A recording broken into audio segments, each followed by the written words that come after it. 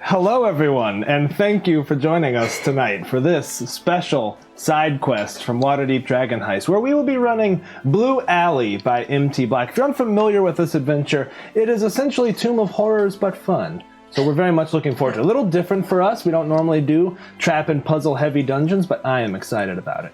Furthermore, on the breaks, we have an interview with MT Black that he was very gracious enough to give to us. So stick around for the breaks, grab a beverage, and listen in. It's pretty awesome, actually. Without further ado, we are picking up some old characters and some new characters tonight. Except for Raven. And tell me, Etrigan, since last we saw you, you had worked with your friend Rosabelle, and the two of you, plus Orpha the Barbarian and Arvin the Elf. Arvin the Elf by Young Spencer. If you're out there, we miss you. You guys cleansed the Sunless Citadel of a offshoot of the Gulthias tree, and saved a town, brought some news to a grieving mother. What is it that's brought you to Waterdeep these many months later? Well, Rosabelle and I continued traveling along with our buddy that we picked up along the way in the Sunless Citadel, the Kobold Meepo. Little Meepo is going to be here tonight. Guest star, Meepo. Guest star. I tried to get that in the overlay, but it wasn't easy enough. I think we've kind of continued on. Etrigan's still trying to unravel whatever his past is, but he inherited a fortune to do good. That was what he was told to do. So been taking jobs after the loss of Orpha as a barbarian. I think they realized they need to bolster their numbers in a party. Right. Made our way to Waterdeep. She didn't die, by the way. No. She went looking for the one, if you recall. Her lady love. She has traveled to the Well of Dragons to look for clues. What was your lady love's name? Dingus. I don't think it was Dingus. Well, in the downtime, Thank you. 2 subscriptions. One from Gidgewish, thank you, my dude, my RVA buddy. And one from Craniodad, new subscriber. Thank you guys so much. Tonight only, we are allowing us another use of these divine rerolls, or I'm sorry, divine advantages now. You guys can spin these for a clue. If you get to a puzzle and you're stuck, I don't want to make you guys, noodle over something forever. You can spin one of these and it will inspire Meepo, who is, by the way, an expert in traps. Mm-hmm. Kobolds, they love traps, so he will help you solve something. So we could spend one of these blues for clues. Oh! No! I'll give you an inspiration for that. Wow, thanks. Thank you. She doesn't deserve that. What is it, Raven? It's a blue Here we clue. go. Nail it. Never.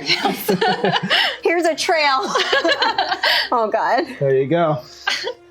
Okay. But we have... Cranio Dad's an RVA person too. Awesome. hey. I did not realize that. Sorry Thanks, about Cranio. that. Fantastic. Cool.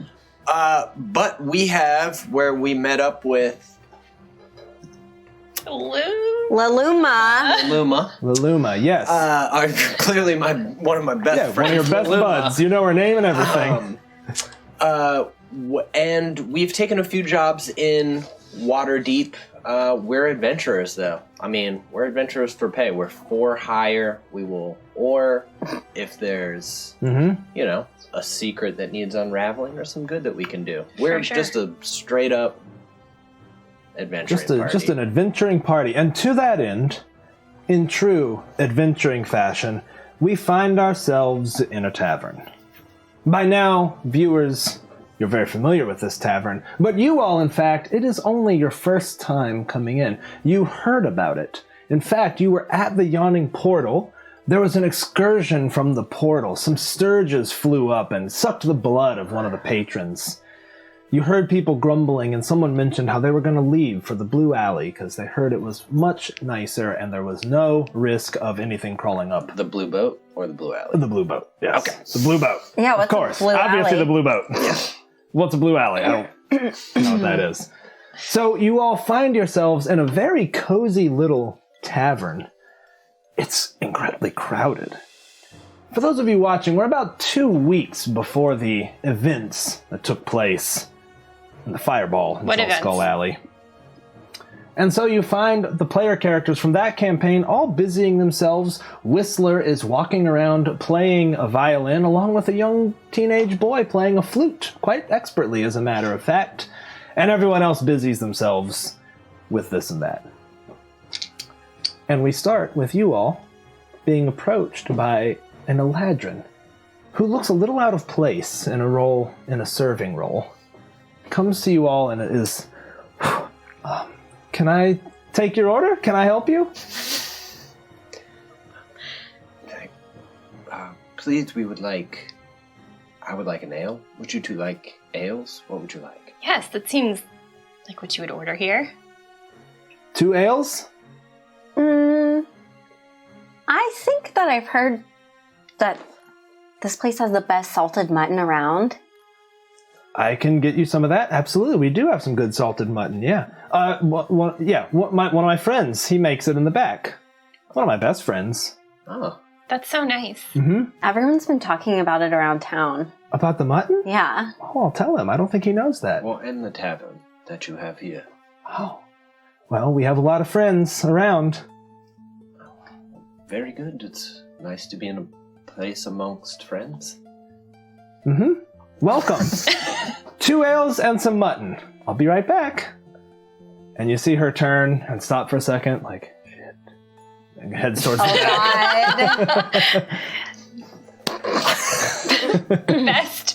Best server. We have heard it is canon that Enid is not a great server, so there you go. You cannot get fired from your own tavern, though. All right, you all watch and listen as people all around are having a pretty wonderful time. It gets a little rowdy. You at one point see a water genasi come in and kind of like look at a couple of people that look like sailors, and they kind of nod, gather up their money and things, and leave towards a stairway that you're not sure where it leads exactly. Probably to heaven. And meanwhile, the blue tiefling playing violin approaches your table, playing a wonderful tune, accompanied again by this young teenage flautist. And he sort of looks at you all and is like, welcome. Thank you. We're glad to be here. You play beautifully. Thank you very much. If you need anything, let me know. Walks off playing his violin. You all look around at the other patrons here. Nobody you recognize. But just across from you, you see a large man with an even larger hat. He is sitting with stacks of paper, a quill, a well of ink, and he is furiously scribbling notes in between drinking quite heavily. There are 6 drained glasses next to him, and you get the impression that those aren't the only ones he's had. He sways a little bit. Continues writing. I say, Enid, is this a word? And he holds it to you, and Enid's like, mm-hmm. It's like, wonderful, I'm losing my bearings a little bit. Kind of shakes his head. And as he does the glance over to you guys, locks eyes with you. It's like, forgive me. Am I intruding on anything? And he stumbles from his chair. The chair seems to catch itself and right itself as he does. And he stumbles over to you all, puts his meaty fists on the side of the table. The table kind of a little bit, and you're well, I guess nothing's been delivered, but everything on the table kind of shakes a little bit as he leans against it. As he's walking over, I think I'd lean in and whisper, that's Volo. He thinks he's famous around Waterdeep. He's like, hello, you must be adventurers, or do my eyes deceive me?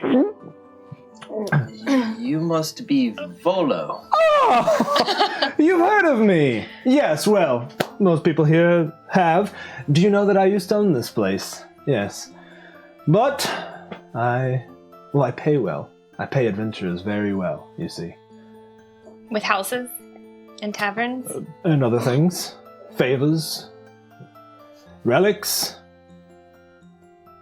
And gold. Kind of looks up. Oh, yeah, of course, yes, gold, yes. Meepo is kind of sitting on a table looking up at him. Are you incorporated?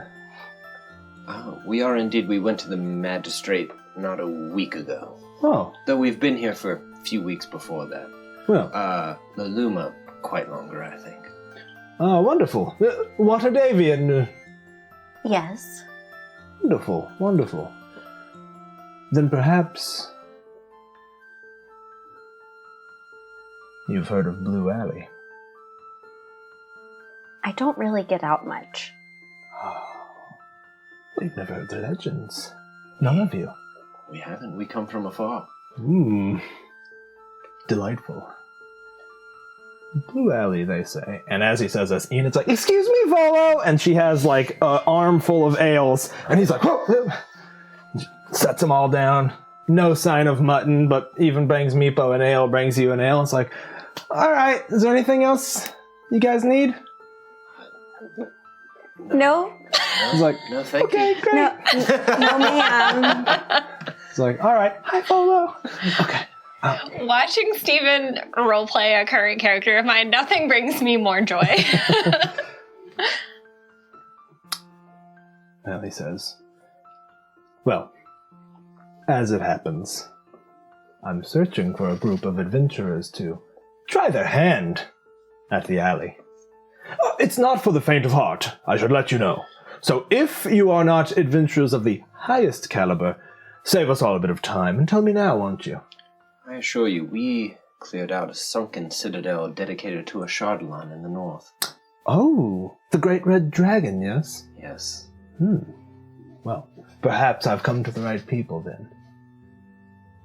The Blue Alley was supposedly created by a mage, an eccentric mage, aren't they all? Many moons ago. Many moons. Before any of my moons, I suppose. And it's hidden right here in Waterdeep. Now, you can't just walk your way in, of course, no. Pocket dimension, or so they say. It just so happens that I might know the way in. But obviously my adventuring days are somewhat behind me.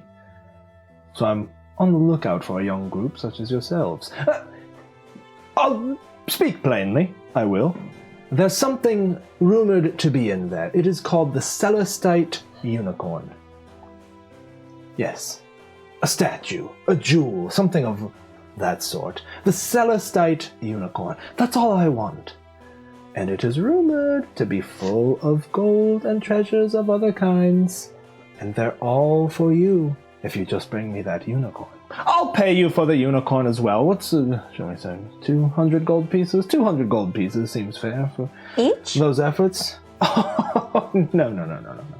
75 each. I'll accept a tavern. Would that I had any more deeds to my name, yes. They have done a number on this place, I must say. It's become one of my favorite establishments. Not only because I previously owned it. I'm sure we can bring back the unicorn. I'm sure we could also negotiate a price once we are all sitting down with the unicorn together. Oh. Well, I'll tell you now that my budget doesn't go as far as it did in, well, less lean times. So my next book is near publication now. It's about specters and ghosts and probably things you don't care about much, but I assure you it'll be the leading resource. Have you read my guide to monsters? I have. You have? Yes, I actually collect animals. Well, that's wonderful. If you ever find anything strange, you should seek me out. I'd love to study it. Absolutely. However, I might add that I did find your book in a second-hand store. Wonderful. Well, I suppose someone already gleaned all the knowledge and put it to use. Grabs a drink.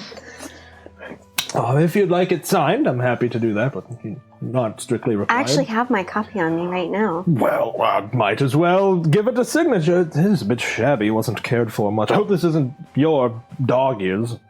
1 second. I'd be thinking about which dog in my, might have been it. He sort of stops himself for a second. All right. There you are. Golo. Of course. That's how I always sign it. Well, accept the price. This frankly sounds interesting enough, and Oh, wonderful. we've exhausted most of the other reputable gigs with your city in such turmoil right now. The fact that we are going somewhere named Blue and seeking a celestial, I feel good about this. Well, good. I'm glad to hear that you're up to the challenge. Now, as I said, it's not just any alley that you can just walk into. No. It's just... well, you can't miss it. Head down Ivory Street in the Sea Ward and look to the north. You'll pass an old beggar resting against the bricks in an alley tucked a few feet inside. Not a beggar, but an illusion. Drop these coins exactly. No more, no less. And when he looks up at you, give him a wink. And he hands you 3 silver pieces and a gold piece. Here you are, dear. You take those. Now, say it back to me. What are you going to do when you find him? Wink. And before that? Drop the those coins. coins exactly. Those coins exactly. Now, I did fail to mention perhaps one minor detail. The dungeon is... Dungeon? Oh, did I say dungeon? Well, it is a bit of a... Okay. Now, when it was constructed, the wizard supposedly still keeps an eye on it. Still watches for his or her or their own entertainment. And to that end, the entertainment that wizards derive from places such as this are essentially deadly traps. Now, as adventurers, I imagine that's nothing strange for you, and certainly you probably had your hand in a couple yourself, and Meepo's like, "Meh." But I would be remiss to not say it is a good bit deadlier than merely drinking in this tavern tonight. But but you've already agreed, so I wish you the best of luck. You can find me here and bring me back that unicorn, and I will have your gold for you. Sounds good to us, Volo. Good luck on the rest of your writing this evening. Oh, well, thank you. I think I stand to get a good bit done tonight. I do, actually. Looks like it. Meepo's licking his unmentionables. Meepo's like, I'm bored. Can we change Maisie's name to Meepo? Yeah, absolutely. It just, Meepo.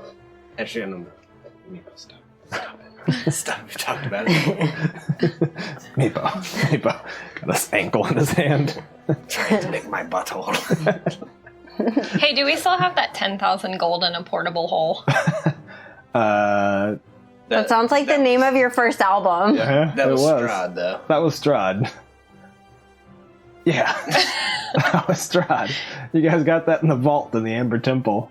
Did we? Yeah, because that's when the hit song 10,000 Gold in a Portable Hole I came thought it about. was this crew. Man, if we had 10,000 gold, I wouldn't be slumming it in Waterdeep. No, you would not be. When we go into the Sea Ward. No, you would not be. Okay. So he says, all right, well, then I look forward to it, and may the gods have your best fortune in mind, or good luck. Point taken. Thank you, Volo. He kind of sits back down, and you can see the tiefling has clearly been listening. Well, I suppose if it's just fortunes, we stand to get a bit more. Hopefully there's some items in there.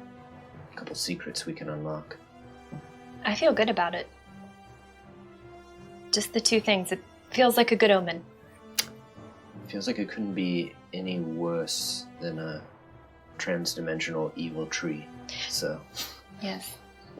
Do you think the unicorn is an actual unicorn? no, I think it's probably just a statue made Traps. of shalashite. Salakite. Stite. Crystal. Crystal of some sort, I would imagine. I do wonder if it's magic, though. It has to be. It was put there by a wizard. It might try to kill us. It could try to kill us. That's okay. That's okay. After this, perhaps we leave Waterdeep. Would you want to stay for your animals, or do you want to accompany us on adventure? I have someone who could watch over them for a while. Okay. Well then, this should be our last adventure in Waterdeep for a while. I'd like to get out of the city. Me too. I found no answers here. Not any that I'm seeking. No. All right. What do you all do with the rest of your night? Or do you head there now? What time is it? Oh, it's dinner time. 6 o'clock. Well, then I would want to eat dinner. Okay. All right. I was hoping for some salted mutton, but... Yeah, I think we'll reorder, but this time Yeah. we'll all also order a As long a as you dish. all order the same thing, you get it no problem. Any more complexity, it gets lost. And you can watch the Eladrin server. It's not that she's forgetful. She's just talking to everybody. Every time she passes a table, she will sit down, chat with people. Some people seem into it. Some are a little bit like, all right, we're good. But, She sounds great. yeah, she is. She's pretty great. Yeah. She's very warm and welcoming. And you all very much pick up on that. Is she cute, though? Pretty cute. I think pretty cute. I'd like to think so. Mm-hmm. You trying to hit on her? Yeah. All right. With that, the rest of the evening passes fairly uneventfully. You go back to wherever you were staying. Probably actually staying in... Actually, no. I think we actually stayed in the North Ward. I would put us up, because I actually have a good I have chunk a of money. house. Oh, you have a house. That's right. Yeah, we'll stay. Well, we You so rarely stay- had that. What's up, Mayor In Fanman? my- Thank you, buddy. Thanks, Amir. Thank I you. think I, have a little bed, a loft style, above my shop. Yeah. Yeah, That that I makes could sense. fit all of us in, and there'd be a million animals just Yeah. You get smothered in puppies at one point. It's pretty pleasant. My familiar will be a little weird around him, but I think that, The animals would probably be weird around Yeah. you. Like, Yeah. no, you're not one of us. why doesn't your butt smell? Meepo's also deathly afraid of the cats. No, please, no. Meepo's not a fan. We've talked about it. All right. The next morning comes. You all find your way to Ivory Street in the Sea Ward, and you find a pretty nondescript alley. It's only about 30 feet deep. And by the way, this dungeon is going to be mostly theater of the mind for those of you back home. I will be drawing an overview of the dungeon here, and we will go to battle cam should any combats come up. They won't. Unlikely. Highly unlikely. No.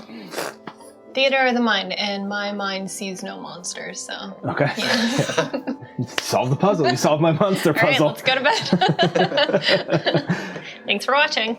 I can see the unicorn. You see a turtle. It's on its back. You don't help it. Why am I not helping it? All right. You find an alley. It's not very deep. Again, it goes only maybe about 30 feet back before there's a brick wall. And sitting there, just as described, you see just this scruffy looking man, human probably, big white beard, sitting kind of fingerless gloves. As you all approach, looks up and rattles a cup at you. Yeah, look at Laluma. He looks at it and then looks up at you. Wink.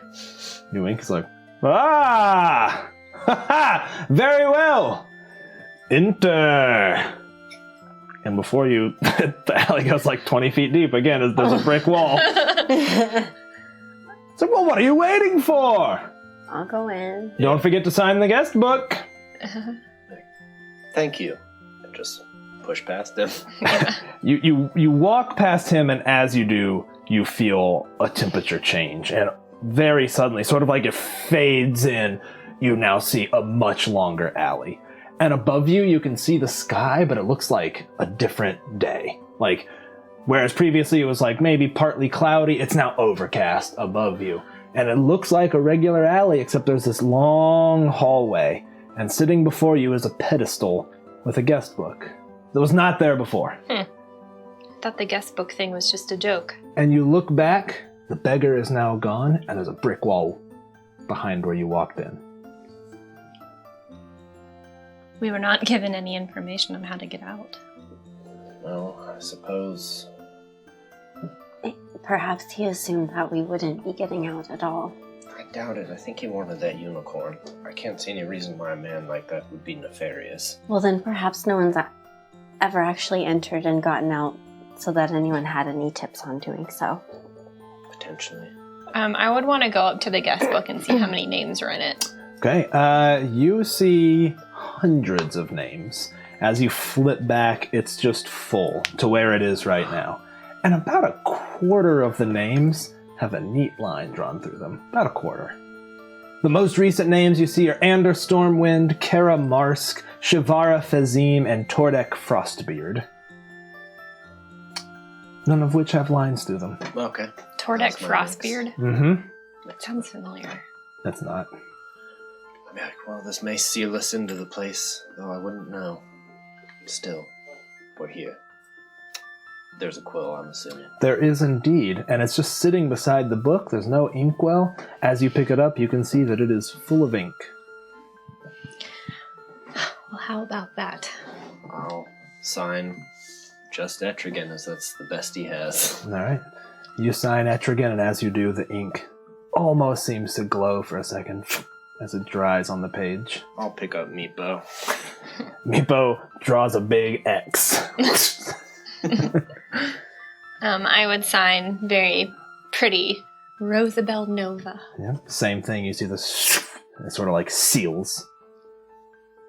I'll sign my name, and I've got little whiskers on the eye. It's an eye with a circle and whiskers coming off the top. Perfect. As you sign it, and you sign the last one, you hear what sounds like the beggar on the other side of the brig chuckling.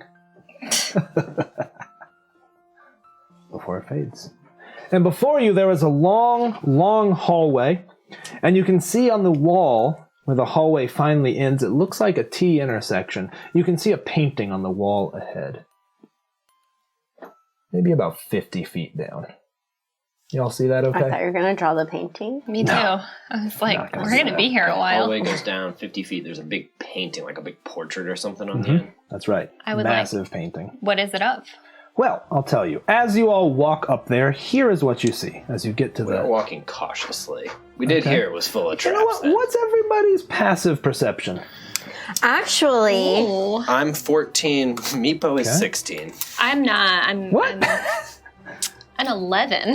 13. Okay, so Meepo is the most perceptive. That's why you spin these to get Meepo's perspective on things. He gets it, man. He's like, He does. Yeah, he's like, well, of course, what I would do here is do that. yeah, he's acting it out.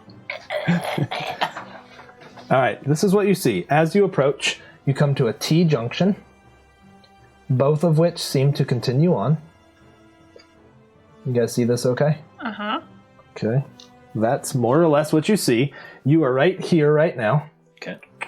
And a number of things. First, you see a brightly painted mural depicting adventurers falling victim to every conceivable type of trap. Yet all of them have a big smile on their face. You see an elf whose head's just been beheaded by a scything blade in a hallway, like... And you see people in a pit with spikes sticking out through every part of their body, clutching them, just like... It's like a Bosch painting, but It's exactly like a Bosch painting, but everyone is incredibly happy to be dying horribly by these traps. You also see a big sign that looks like it is painted in some kind of silver paint. You see silver, and it points to the east, so this way. okay. And you see gold pointing to the west, or your left, painting this way. I'll just make a little note here. S, G. What do you all do as you stare at these two signs and this massive, massive painting? I mean, it's huge. And yeah, again, you could look and you see people who have fallen into a thing where the floor collapsed and like chomped into their leg, and they're just like looking back at their friends and everyone's laughing. It's very jovial despite how grisly it is. And it's too many deaths to like mark how they're dying. Like, it's just too many. It's a lot. There's Yeah. there's at least 100 different depictions of adventure stuff, but you tell me, do you investigate the painting further? What do you all do? Question. Yeah. Would wisdom affect your passive perception? It would, yep. Okay.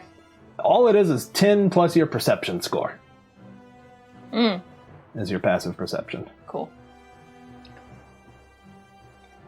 Oh, what's up, zombie? Thank you. With that, you all have 2 additional Clues. divine advantages. Thank you, zombie.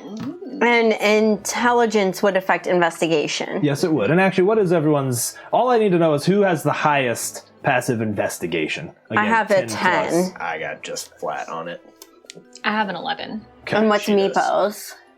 Even less. He's a 9. All right, so you guys have some good perception, but not great investigation. So what do you all do? So Here you are, staring at this mural of grisly scenes of doom.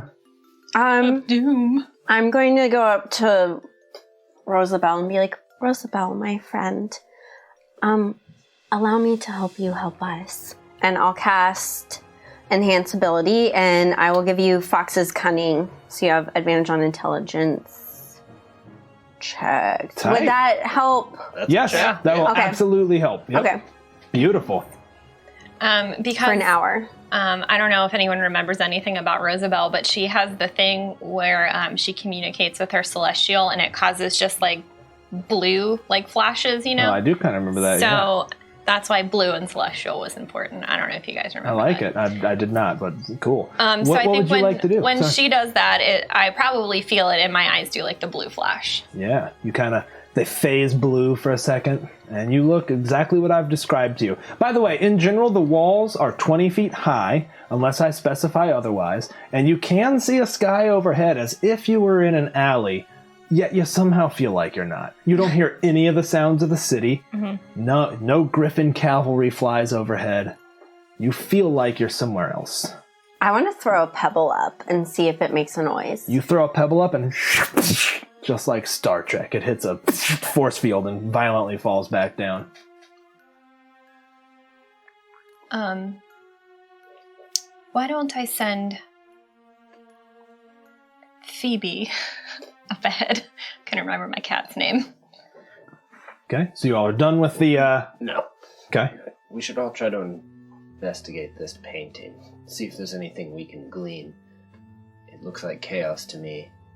I'll still go ahead and try to investigate. Okay, you and everyone can make an investigation check or a perception check if you're just looking closely at it. You tell me what you're doing. Oh, well, perception's better for me if I'm looking for a clue here. What's insight? Insight would be like reading a situation Okay. or if someone's lying to you. I'm going to do a medicine check on the wall. Okay. It's not alive. It never was. Do I have advantage on an investigation? You have anything check? intelligence based, yep. I got a twanky on perception.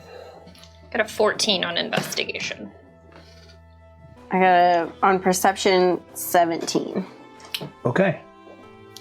Both of you almost simultaneously, as you're looking at the mural, stop in one small section of it where you look closely and you can see depictions of yourselves being killed by a trap. Are we happy? Yeah. Okay. Etrigan, you see yourself surrounded in blue electricity, like you're mid laughing. Oh my god, I forgot your character's name. Luma. One shots, man. Can't keep them, and I don't have the cheat sheet here. You see yourself wrapped up in some weird geometric shapes, and it looks like you're like stuck and starving. Like you're just frail, and you're like just laughing it off. Meanwhile, you, Rosabelle, when they point it out, see yourself gored on a Minotaur's horns and blood all over the Minotaur's face. And you're just like, and giving a thumbs up, like so happy to be dead by that. You're like, Meepo got one. Oh yeah, Meepo does have one. Let me just remember which one is Meepo's. I didn't forget about Meepo at all. legs up, licking his butt. Yeah. You see Meepo. Oh yeah. You see Meepo on the ground, surrounded by skeletons who have all pierced him. Their weapons are covered in his blood. And he's sort of on the ground, 2 blades in him, kind of looking back like... Kind of like how Meepo always looks. Yeah, more or less. Well, here we are. Perhaps this is portents for the traps that we'll run into. Probably. so we've got a Minotaur's horn. Seems pretty self-explanatory. Got skeletons. Skeletons. Some sort of lightning trap. Geometric Famine. shapes, I don't know. Famine. I don't know how you pull that off. Stone, like cobblestone underneath it. Yeah, in fact, it is. There's a slight blue tint to the cobblestone as you look close. Almost like there's flecks of reflective blue, maybe like blue glass or something in there. So it has a faint bluish sheen. The sides are just brick. Well, any one of these could be a pressure plate, Meepo. It's like, oh, absolutely. I'd put them where people didn't expect them. I don't remember will. Meepo's voice exactly. No, I kind of do now. Sorry. I'll send Phoebe ahead and have her walk across all of them. Well, which way do we want to go? Gold or silver? Which side are we on? The gold side or the silver side? You're as right in far- the center. In the middle. As far as where the painting. Oh, you're right in dead center. Oh, dead Kind of okay, down at the never mind. bottom, dead center. I didn't know if we were. Yep. Oriented Good question. one way or Good another. question. That was a good question. Damn. Wait, what does gold or silver mean? What? One way says to the west says silver, to the east says gold. Other way around. But Oh. yes. My bad. I don't understand the significance of that. Didn't we give 2 silvers and a gold? Feel free to take notes on the mat. Just don't use that center middle mat if you all want to take notes for yourselves. Okay. I do. Well, to get in, we had to give 2 silver coins and... 3 silver and 1 gold.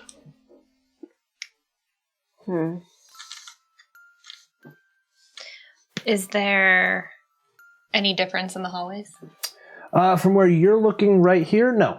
They both look pretty much identical. Okay. I suggest we stick together no matter what, though. Oh, of course. Been adventuring long enough to know that I've heard that you should never split off from your friends. Mm-hmm. Well, what do we say? I don't know that we'll figure out which way to go at this point. Mm-mm. Didn't someone just say that one of these might be a pressure point, though? Oh, any one of these stones, I think we might be Be able a to step trap. on. Oh, for a trap? Mhm. I was thinking the wall might... Never mind. Well, I think that We could... gold pays more. Gold does pay more. What was the name of the unicorn again? The celestial. The Salistite unicorn. True, but most adventurers would go for gold, so maybe we need to go for silver.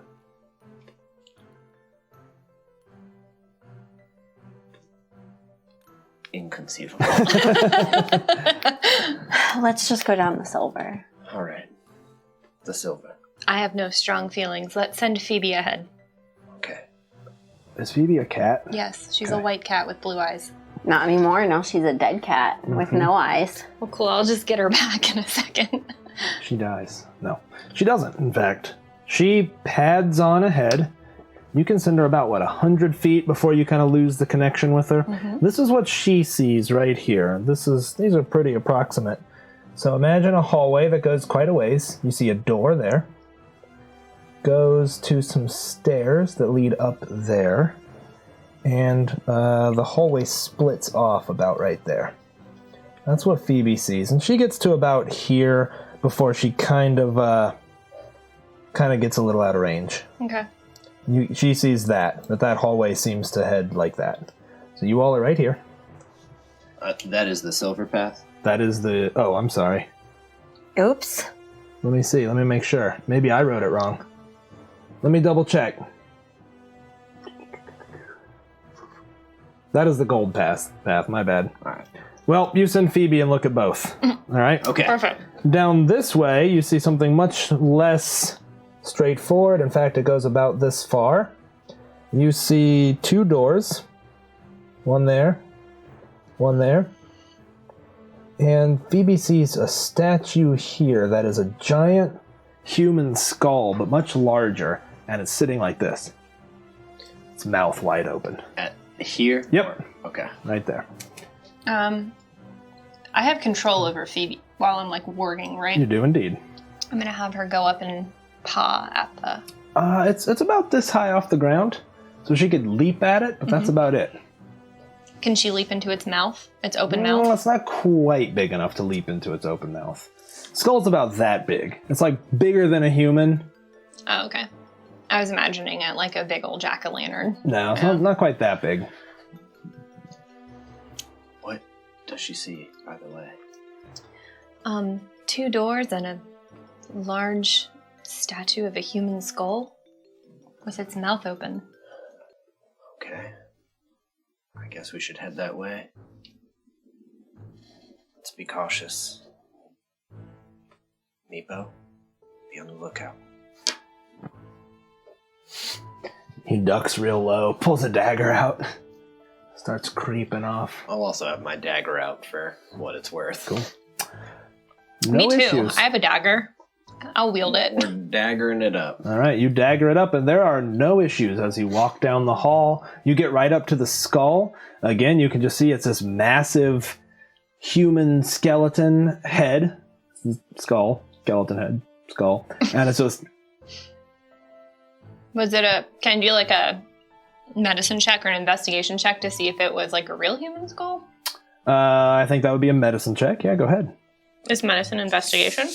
You got medicine? Mm-hmm. You should Oh, it's wisdom, but Now roll it up. I have a plus. I got an 11. Okay. 17. With a 17, it does look like it might have been a real skull at some time, but it's been treated. It's been, like, varnished, essentially. Like preserved? Yeah. It's been varnished and made, like, a part of this display. This has definitely been treated as a way of preservation to put it on display here. Maybe for intimidation purposes, but... Well, it's Thank you guys for the raid. certainly, Intimidating. I would say so. Those doors, can I listen up to the doors? Is there light or anything from under either of them? There is light coming from under both, but it looks like the same light is in here. Again, it looks like it's not covered. Yeah. You see kind of blue sky. Oh, so it's like above. 2 doors, but there's no like roof. Yeah. Okay. So you guys are done with the skull? No, with the skull. Are there any words written around it? Like, remember in the Citadel, there were words that you could speak that would activate things. Words, or does it... Like, is it just, like brick behind it, you know what I mean? Like, if my skull, brick cut it off here, or are there, like, holes inside As there? you look at it, you can see that there seems to be a little bit of a recess. So whereas it's flush against the wall here, it goes a little deeper into the wall. Sort of a shadowy, cavernous area within the skull. Not deep, but maybe an extra 8 to 10 inches past where the wall would end. I'll take out a coin, cast light on it, and toss it in. All right, you do that. You toss a coin in there, and you can see a little brass button set inside the wall, inside the mouth. Well, there's a button inside the mouth. You'd probably have to go elbow deep. Is that reasonable? Yeah, I think especially being about here, you'd have to kind of like that. Could Phoebe reach in? Phoebe probably could if you kind of lifted her up and guided her in there. You lift her up, and I'll make sure she does it. Wait, can I control her without having to be like warging? You are telepathically linked, so Oh, okay. she can listen to you. If you were like, "Hey, go press that button," she could. Okay. And I, in my head, say, "Go press that button." I'll put sweet Phoebe in the mouth of the skull. Okay, that should be fine. Phoebe gets in there. The signal you're getting back from her is one of absolute tranquility. Phoebe is not afraid. Okay. Phoebe looks at the button, sniffs it, presses it down, and you hear as a secret door opens. Woo! Ooh. Neat. And you can see a hallway. I'm just going to draw the first part of it, but it essentially opens right there. So you now have that way and 2 doors. Well, I think this is the right way to go, wouldn't you say? Perhaps. Yes, I do, to move on. But we still don't know what's behind those doors. We are here to investigate. Is there a gap underneath the door? Underneath the 2 doors on the wall? Yeah, Because this is more like like it slid open. The 2 doors on the wall. Is there, you know how most doors, there's like a crack underneath? There's a very faint crack, yeah. How big is the crack? About a 1/4 inch, I would say, Like that tops. big? Maybe a little smaller, about like that, yeah. Okay.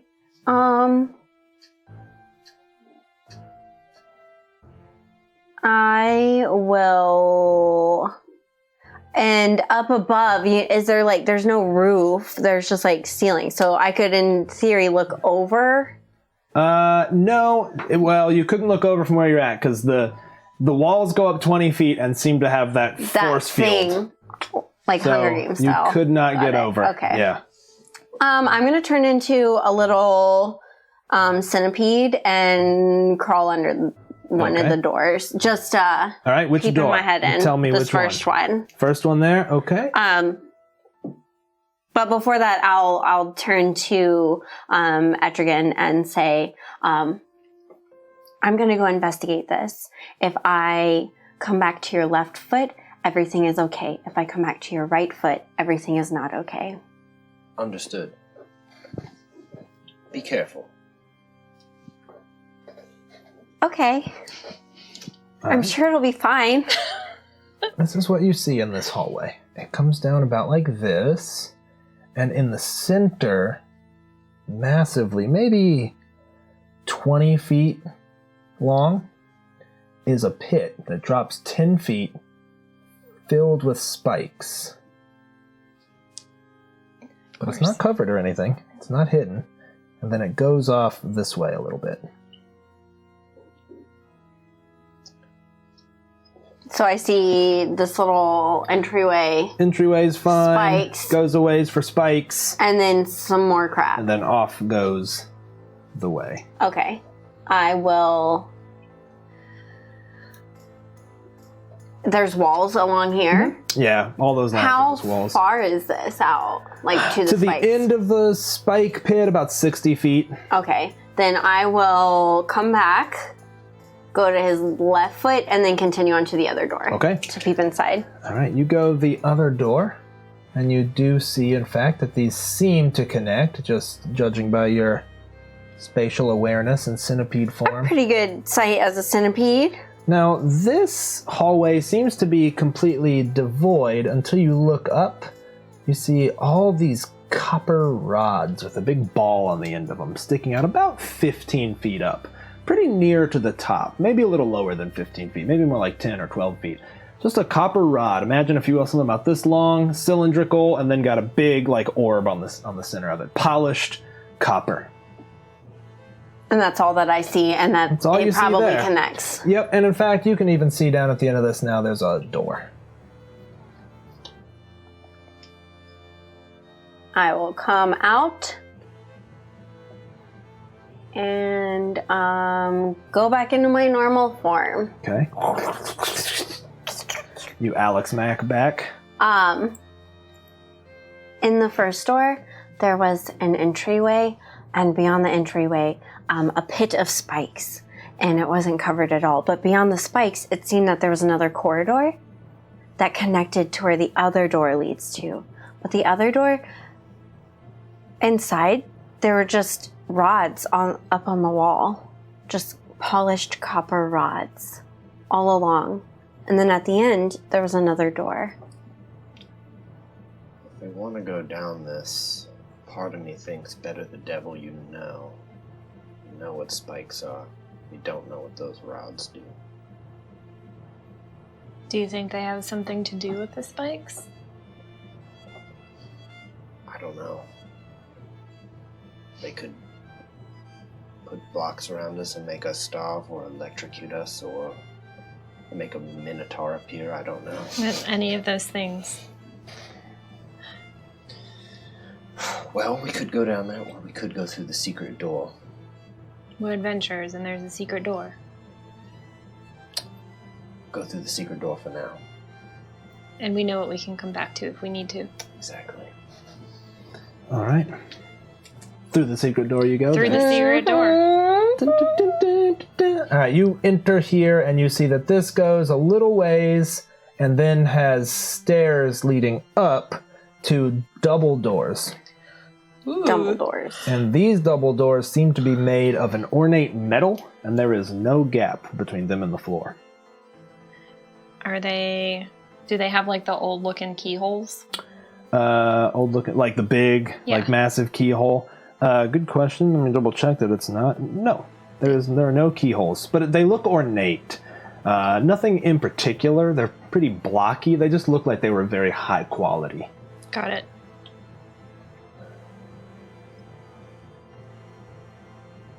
Should we send Phoebe ahead on the stairs, make sure they're safe?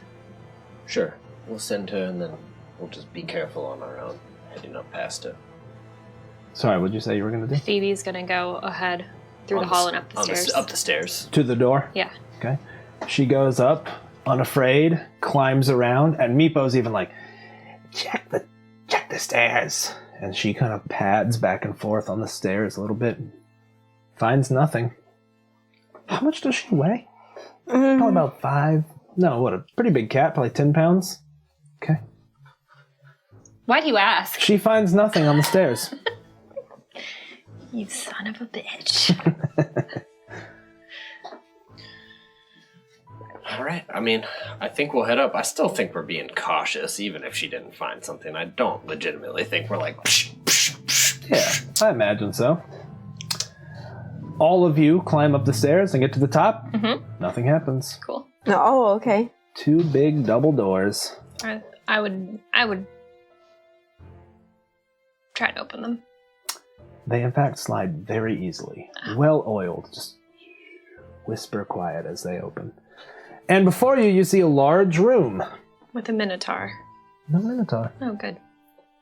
Wouldn't that be glorious? It is a rectangle, despite my awful drawing. You see a door on the eastern side and another door on the northern side. This room looks like it used to be incredibly posh. You see really nicely upholstered furniture all over the place. You see sitting tables that people could, sit and play a game of chess or something like that. Kind of small tables with two seats. Above you, you can see crown molding and there's chair molding. It looks like it at one time was absolutely immaculate. But right now it's really in disrepair. Everything looks really shabby and run down. Anything on the walls? Like pictures or things like that? No, nothing you see out of the ordinary. Well, I mean, it's all out of the ordinary, of course. But no additional pictures hanging. Nothing really. There's a small chandelier that hangs in the center of the room that has some candles that have kind of burned down. You can just see the wax kind of melting off the sides, but... Should we poke around this room for a moment? I mean, going around to the sitting tables, anything of interest? Go ahead and roll me an investigation or perception if you're looking for things. Anybody can. I just got a 9 on that. Meepo got a 12. I got a 13. Meepo's looking for traps. Yeah. Purely. Meepo's only poking things around for traps. I don't think he's looking for anything else. Yeah. Okay. 13. No.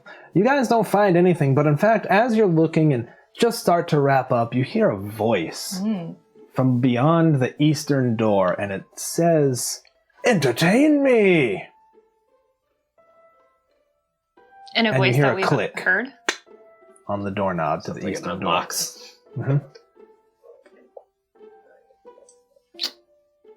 Well, all right. Should we go see who wants to be entertained? I suppose we should not keep them waiting.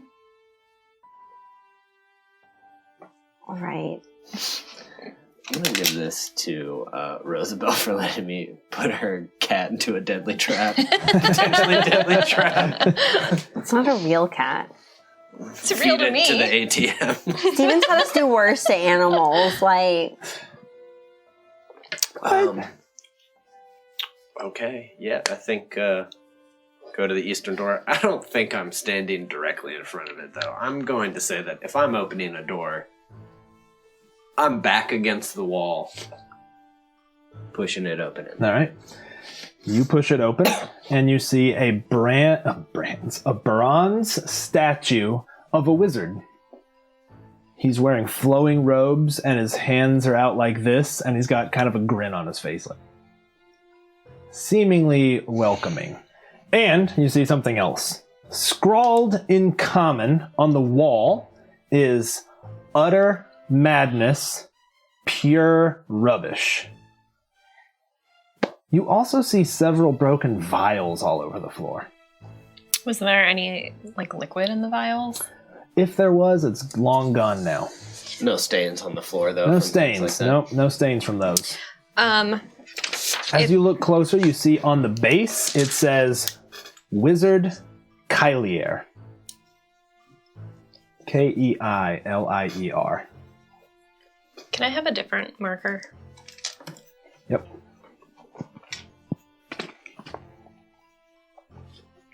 so we see on the wall, utter madness, pure rubbish. That's right. And then where do we see wizard? On the base of the statue. This thing that's written on the wall, perhaps it's a message that we need to decipher. Well, if past experience says anything, there's utter. I will, to the statue, say madness. Nothing happens. Okay. Perhaps you say we it, have everyone to. catches their breath. Sorry. Perhaps it's something where we have to rearrange the lettering.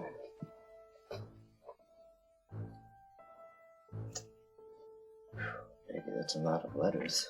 Is the wizard has his hands out like this? Mm-hmm. I would just take out a copper or silver piece or something and put it in the wizard's hand. All right. You do so. It clinks a little bit. Again, everyone. But nothing happens. Perhaps if... Wait, how does the room look? Trashed? Not really, but there are broken vials on the ground. So, I mean, I guess, yes, a little bit trash because the writing on the wall looks scrawled in paint or something. Certainly, doesn't look like it was put there purposefully by the designer, if you will. What color is it? It seems to be kind of a rusty red. Could be blood, but it doesn't really look like it's scrawled in blood. It looks like someone who came in wrote it. It does, yeah. Oh, well, never mind. Then I wouldn't have. Yeah, that's fine. I'd like to spend this on wondering what Meepo says. All right. Meepo kind of looks at it, sniffs around a little bit, and he looks down, and he scratches at the name. He's like, is this a wizard's name? Maybe speak it. Wizard Keilier. Oh, welcome! Welcome! Have you found the riddle for me? No. Oh. Well then, entertain me. What would you like to see? Come back when you found the riddle. I am bored now. Very well, thank you. I think that Phoebe would go up and do the cat thing against his legs. It does, and he's like, stop it. Stop it. Stop it, please. Perhaps we were not meant to enter this room yet. True. I guess let's go find a riddle. Now we'll know that we're looking for a riddle or an answer to a riddle. What do you think? That wasn't a riddle. It is, but it seems scrawled on. I don't know. Maybe somebody didn't like the answer. Maybe. I wonder if those were healing potions under our feet. Could have been. Could have been. Well, where to, gang? We both have two That scared the crap out of me. Yeah, you both have 2 regular healing potions. Yep. I don't. God, utter madness Jesus. over there. Crazy Maisie. I will say, people now don't hear background noise as much with these mics, so people probably think we're reacting to nothing, but that is the dog loudly barking in her sleep. Well, we can either go through this door or we can go back down and go through the other hallway. What do you think?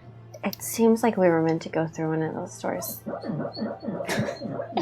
Maisie agrees. Down the stairs.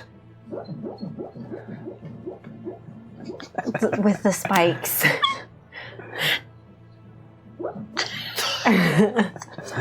The statue seems to be resetting. It's making a strange noise in the background. I don't know if people can hear that. You guys hear the dog? All right, where to? You going back? Yeah, we'll go back. Yeah, Okay. because the other doors, like, it feels like we should probably entertain the wizard before we try to go through that door. Okay, cool. So you head all the way back. Yeah. You're now right here. You open this door, and you see exactly what I described to Raven. Nondescript hallway in the alley, except you see it's about, I think, 40 feet long. A pit drops 10 feet, full of spikes. They're only about 6 inches out. They're about 6-inch tall spikes. They're spaced pretty wide. Like, you feel like you could easily kind of step through them.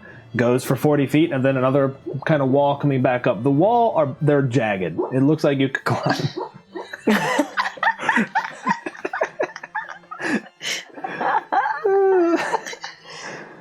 Yep. Someone said she sounds like a dead car trying to turn over. All right. What do you all do? And you know what? For the sake of traveling through these dungeons, why don't you guys tell me your regular marching order? Who's in front? Meepo. Who's in back? Meepo's in front. I do think for this, Meepo. Yep, is makes in sense. front. I'll be in next. front. I'll be middle. If you want to be Etrigan. end. I don't care if I'm end or middle. Okay. I'll be here. All right, Rosabelle. And like my walking shield in front of me, between Meepo and I, who's like armor class is like 20, just Yeah. invisibly. Right, It's yeah. between. Yes. That makes Meepo sense. and I got you. Meepo kind of looks over the edge, and he's like, Meepo, climb it. Okay. Climbs down, no problem. Gets to the bottom, and he kind of kicks one of them. He's like, I'll climb down. Sure. okay. Could maybe an athletics check. Low difficulty, but All of us? let's just make sure you don't slip and fall on some spikes. Acrobatics or athletics? Athletics. I'm gonna go ahead and give Okay. myself advantage. Yeah, can I Okay. do that too? You can't reroll, but you do have an inspiration. Yeah.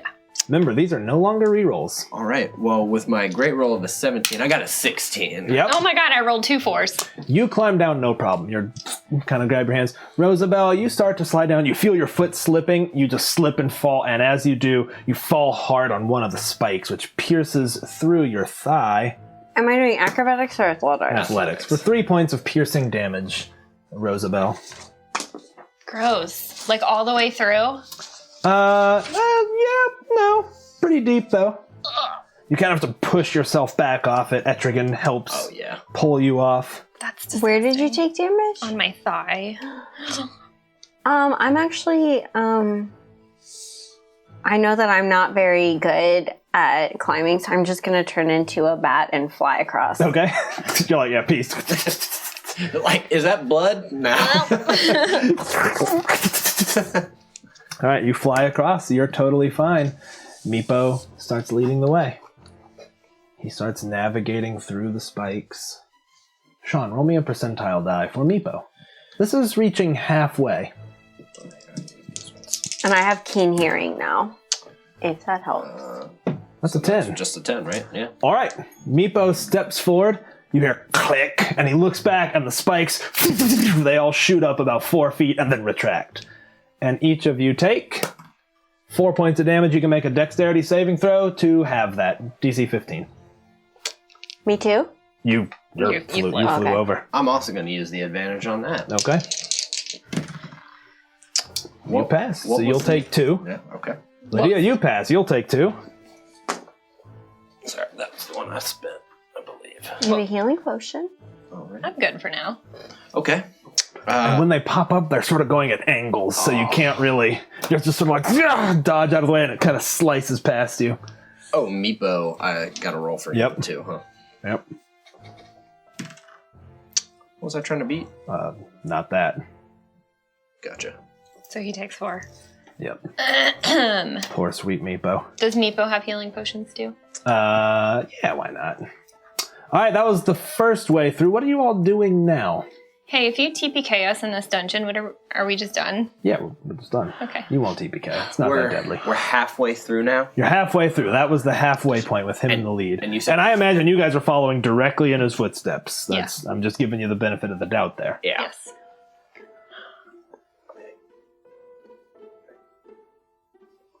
Meepo, go ahead and drink a healing potion and pay attention. You're doing good. Let's keep paying attention. He looks at you and he's like, cleverly designed. Clever. We can take notes later. Okay, Cool. he's back up. We don't have anything else but to follow Meepo. I want to inspire Alright. Meepo. Damn. I'll allow it. All right, go ahead and roll me a percentile dice, but you can roll 2. Just roll 2 sets of percentile Just dice. 2 sets. I'm giving you advantage on a percentile die. All right, that's a 74 and a 33. Okay, he gets to the other side, looks back at you and winks. He climbs up pretty deftly. We'll need athletics from you and you to climb up the other I'm side. gonna take my whip. Oh yeah. You throw me the idol. Yeah, Yeah. exactly. To Meepo, I think, just to Yeah, no problem. kind of, and then I'll drop it down if that works. Yeah, no problem. I'll give you advantage on that. What athletics? Well, no, man, I got an 8. You got an 8? Yeah. You try, and Meepo sort of slips a little. It drops, and you are going to take some piercing damage from one of those spikes down there. 1 point of piercing damage. Can you I'm handle gonna that? Misty step up there. Oh, yeah? Okay. It's like, yeah, no. Once you get up there, then I'll go ahead and throw the whip to you. All right, Yeah. you and Meepo help. You can roll with advantage, but I'm lowering the difficulty. Yeah, you're Okay, fine. sweet. You managed to make it up to the other side, no problem. And then you're flying around as a bat. Okay. All right. I kind of perched on one, little spot. Yeah. Hopefully it didn't trigger any traps. No, you haven't triggered anything so far. Okay, I think we're moving cautiously. Same marching order. Okay. You get to right here, and you see a silver door. And right in the middle of this silver door, you see a massive keyhole. It's an ornate-looking silver door. I mean, it's made of silver, first of all, but it is embossed with just some cool designs. Nothing really recognizable. It's almost just like radiating shapes out from the center. It's cool to the touch. That's what you see. Should we open it? We can try. Certainly don't have a key. I'll fly up to it and listen. Okay. Yeah, I have keen. you find some hearing. little grooves to hook into, and you listen to the other side. Make me a perception check. You can roll with advantage as you have keen hearing. 13 plus, and I use this perception, right? Yes. My passive is 11, 13 plus. Where's... Probably plus Oh, one. so 14. You don't necessarily hear anything, but you do hear the lack of something. You don't hear anything moving or anything, and you can clearly hear the room on the other side. And I'll say this, it sounds, as you kind of knock on it a little bit to hear the echo on the other side, it sounds like a pretty large room on the other side, but you don't hear anything moving, anything talking, nothing. Just wondering, if I'm in wild shape and my stats are higher than the shape I'm in, don't I get to use... Or is that only... I don't remember. I don't remember. But also, so what I'll do is I'll fly back down and go to your left foot. Cool. Okay. And then go back up. Awesome. Well, it sounds clear. There's...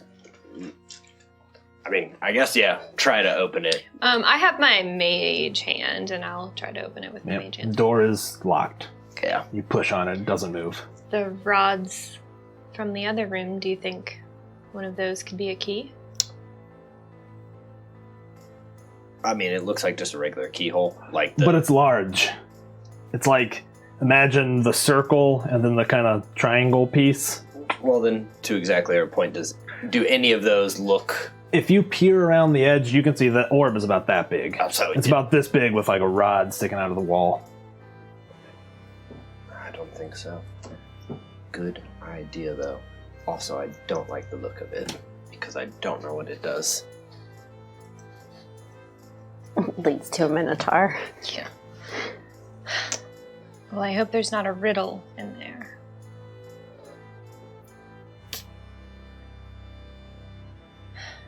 What now? Well, we can go back through the spikes, or if we want to chance it, we can go through the rods. And back out into the same hallway with the skull?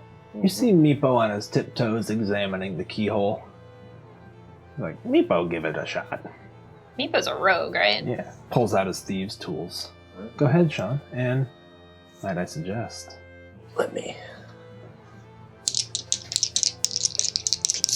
Probably proficiency with Dex, right? I don't have his thieves' tools right. Right, here's me. Oh yeah, I imagine at this point it's proficiency with Dex. Oh, that's a 23. Meepo for the win. He's sort of like, Meepo, try. Meepo, get it. Good job, Meepo. Meepo, get it. Okay. I'm so glad we found you, Meepo. Yeah. Meepo. Okay, we'll push open the silver door. You try to push on it, you can tell that you're supposed to pull it out. Okay. Like, Yeah, it's going to be hard. You're probably going to have to use the keyhole for leverage and kind of pull on it to get it open. okay, yeah, I'll take a bit right. and kind of try to keep, doing this move. Okay. Just. No. As you No. do, I need you, Meepo, and you to all roll me dexterity saving throws, please. Why did I You're get in good. this? The bat is good. We should all just be a party of druids. Alright, here's me. It's a druid I got a party. Here's Meepo.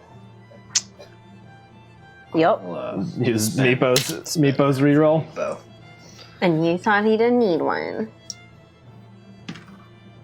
Oh, yeah. Ooh! All of you hear it. You hear the... And you all jump out of the way as ball bearings, the size of the balls in the ball pit, come pouring out in a torrent and rolling towards the spikes. And you can see that you might have been caught up in that, knocked prone, and a ton just... Nope. And they all pour through, clinking, clattering, the echo from metal balls striking stone. Nyan, nyan, nyan, nyan. And when it finally stops, you all are sitting there like, is that it? And you now hear silence. On the other side, you see a massive room. It's a chamber lined with bricks, just like anything else, except they're dirty. Everything in here looks dirty and dingy and muddy. And you look around and you see rubbish all over the floor. You see trash bags. It looks like trash, like this was an actual alley where people were dumping their garbage. You see bones. You see the rotting carcass of some rats, kind of like laid up on something. The stink is awful, and the floor is just full of garbage. With that, we're going to take our first break. Stick around to listen to the first part of the interview with MT Black, and we'll be right back. Be right back. All right, hey everyone, thank you for watching Blue Alley. This is our first break. Hope you guys have been enjoying the show. We are certainly enjoying the adventure. And speaking of which, we are joined right now by the author of that adventure, MT Black. And MT, would you say hello? Yeah, hi folks, how are you? Awesome. So thank you so much for taking the time to have a chit chat with us over the break here. Just kind of want to ask you some questions about how you got into D&D, how you settled into, being a best-selling DM's Guild author, and some questions about process. Does that sound all right? Sounds fine. All right, awesome. So first and foremost, would love to hear about your first exposure to role-playing. What was it that awakened this creative genius within you? Back when I was probably 9 or 10, I became aware of D&D. That's kind of back in the early to mid 80s when the first D&D boom was happening, and I became aware of it. It was out in media was, there was a little bit like there was the ET scene about D&D famously, and I became pretty fascinated with role-playing games and with D&D especially. And so much so, I actually even invented my own role-playing game before I'd played D&D, because I didn't have access to D&D, but the whole concept just sounded amazing to me. Oh, that's but awesome. So you heard about it, but hadn't actually experienced it. No, that's right. Yeah, because it was in the media, sometimes for bad reasons. There was a lot of controversy around that Sure. time. The Satanic Panic. It was on the ET movie, but there were a few other media things that had it. There was a book in the library about it, and eventually, when I was, I think I was 11 or 12, a kid from school showed me how to play the game, and I was completely hooked. It was the Tom Moldvay basic set was where I started, and Keep on the Board was the very first adventure I played, and loved it. Yeah. That's awesome. Yeah, what an interesting way to come about it. I actually had a very similar background with miniature war games. I had heard about them, never played one, made up my own rules for it before I ever picked up a rule book. So that's really cool. Yeah. Necessity is the mother of invention. I'm sure you had to get quite creative to figure it out. How far off were you when you actually played D&D? How many things were you like, oh, that was genius? Or were there things where you're like, I figured this out better? Oh, no, it was a 10-year-old's role-playing game. It was very simple. It was very narrative focused now, actually. Like there was not much crunch. It was roll a dice, and 1, 2, 3 meant a good thing happened. 4, 5, 6 meant a bad thing happened, basically. So it was more like something like a Fate or something like that. Very narrative heavy. Very cool. But awesome. I was I was thrilled once I started playing Moldvay Basic. I thought it was the coolest thing ever. Blew my socks. Great. Well, that's a good question to ask. And do you have a favorite old school adventure from previous editions, or maybe the better question is, what's your favorite adventure from prior to 5th edition? Oh gosh. Look, there's obviously a ton of things that I love. If I look back in my nostalgia speaking, I'd have to say the Lost City, the old basic module B4, I think it was. That was Tom Moldvay, and I just I loved that adventure to death, and I've run many people through it now. It's hard for me to be objective and to say, is this a great adventure or not? I think it is a pretty good adventure, actually. But the nostalgia feels are just so strong for that. We had a lot of fun with that back in the day. Sure, very cool. So I'll jump right into kind of some of your approaches to adventure writing. And by the way, I should disclose that we're big fans. We've got some of your stuff recorded, but even before we ever started streaming, we played a ton of your adventures. I think I own every single one, and have run about half. So I'd love to know how you balance the 3 pillars of play. That's something that as a DM I'm constantly thinking of, and I've seen you've even addressed it in some of the prologues to your adventures. So how do you when you sit down to write an adventure, how are you thinking about those? Look, I've definitely evolved as a writer over the 3 years I've been publishing, heading into my 4th year now. You could almost say the first year I was really focusing just on the combat pillar, not neglecting the others deliberately, but I was still mastering the idea of how you put together a good combat encounter. And then by chance, almost put together a couple of cool NPCs, and found that something I enjoyed so much that in the second year that I was writing, I tried to focus a little bit more on creating great characters, especially when I got fantastic feedback, such as people contacting me and saying, oh, that character you created, he or she became a member of our party or an important NPC. Yeah, like Jaya, the Giant Slayer for us, our favorite character of yours. Oh, fantastic. Yeah, she is a favorite. I've had some good feedback about her.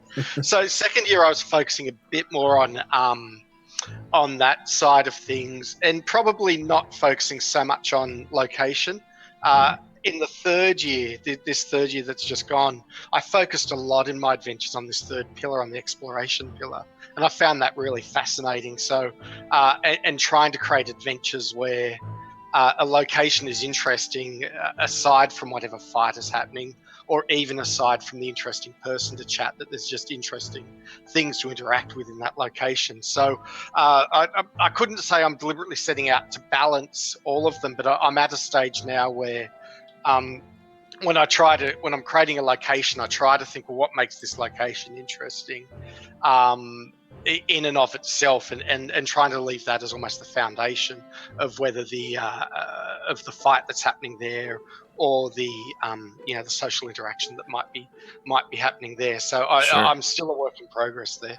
Well, that's really interesting that you approach them in that order, because to me, that's, I think they sometimes are sort of billed as these three equal pillars, and I think that's actually kind of the hierarchy, right? I mean, 80% of the books, at least the mechanics, cover combat, and then the social interaction is like sort of just intrinsic. But even as a DM, I find the third pillar, locations and exploration, and to be the most challenging, and the most challenging to have people like really sink their teeth into. You're exactly right. Because if you look at the books, the way they're all set up, most of the rules cover combat. That is the vast majority of all the rules. And in terms of social interaction, most of that's assumed to just happen in a very free-flowing and general sense. There's only a very tiny number of rules that really affect the social interaction compared to combat. And I found the same thing. I think exploration is it's a bit anemic in terms of the coverage in the book. It kind of undergirds everything in one respect, but there's not a lot of guidance either in the books or even really anywhere on how do we actually make these locations really, really interesting. And so that's been a fascinating journey for me to have a look at, well, what is it about a room that someone walks into, and actually that just engages them in that location. And I've probably a couple of the Guild Adept adventures I've published this year, location was really important. So with the Lich Queen's Begotten, you were going into the astral plane, and I'm like, this has got to feel, for this to really work, the astral plane has got to feel different to a trip down the shops. You've got to feel the alienness of the world, right? And I worked really hard to try and conjure that actually we are in a different universe now, where the rules are different. And yes. I think I captured that. And Blue Alley, the one that you're playing again, because there's less combat. There's a bit of combat, but there's less combat. There's a lot of traps, but I wanted to put in tricks, as they call them, things that you're just going into the room and interacting. And I had some great feedback on that. They're so much fun. I don't know where we're at in the adventure right now, because this is pre-recorded, but there's so many things that I'm like, oh my gosh, I can't wait for this to happen.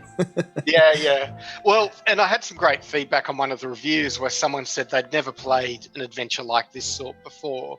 They were nervous, and then they played it. They said, it was fascinating. They said they had such a good time, and the feedback was just walking into each room and looking around at what was there. Yeah. And, I described Blue Alley as Tomb of Horrors, but fun. Yeah. Yes. I could. Yeah, that's right. Yeah, that Tomb of Horrors was a very light inspiration, but I didn't want anything nearly as nasty. Not too nasty. Right. Yeah. And again, I focused really hard on that probably in the last adventure I'd published on the Guild. Which was the end of the Eberron arc, and I was doing the same thing. In this one, you're exploring this weird artificer kind of factory, and right. I wanted to create a whole lot of locations that were just interesting themselves, not because there was a monster to beat up, but that you go in, you'd interact with the room, you'd learn things, you'd get clues, but there was things that were interesting. So it's a real challenge, that, but when you do it, it's magic. It's great fun for the players. Yeah, gotcha. Awesome. Well, we're out of time for the first break, but we will be back with the second break and the second half of this interview. So thank you again for being here, and we'll be back to playing in just a second.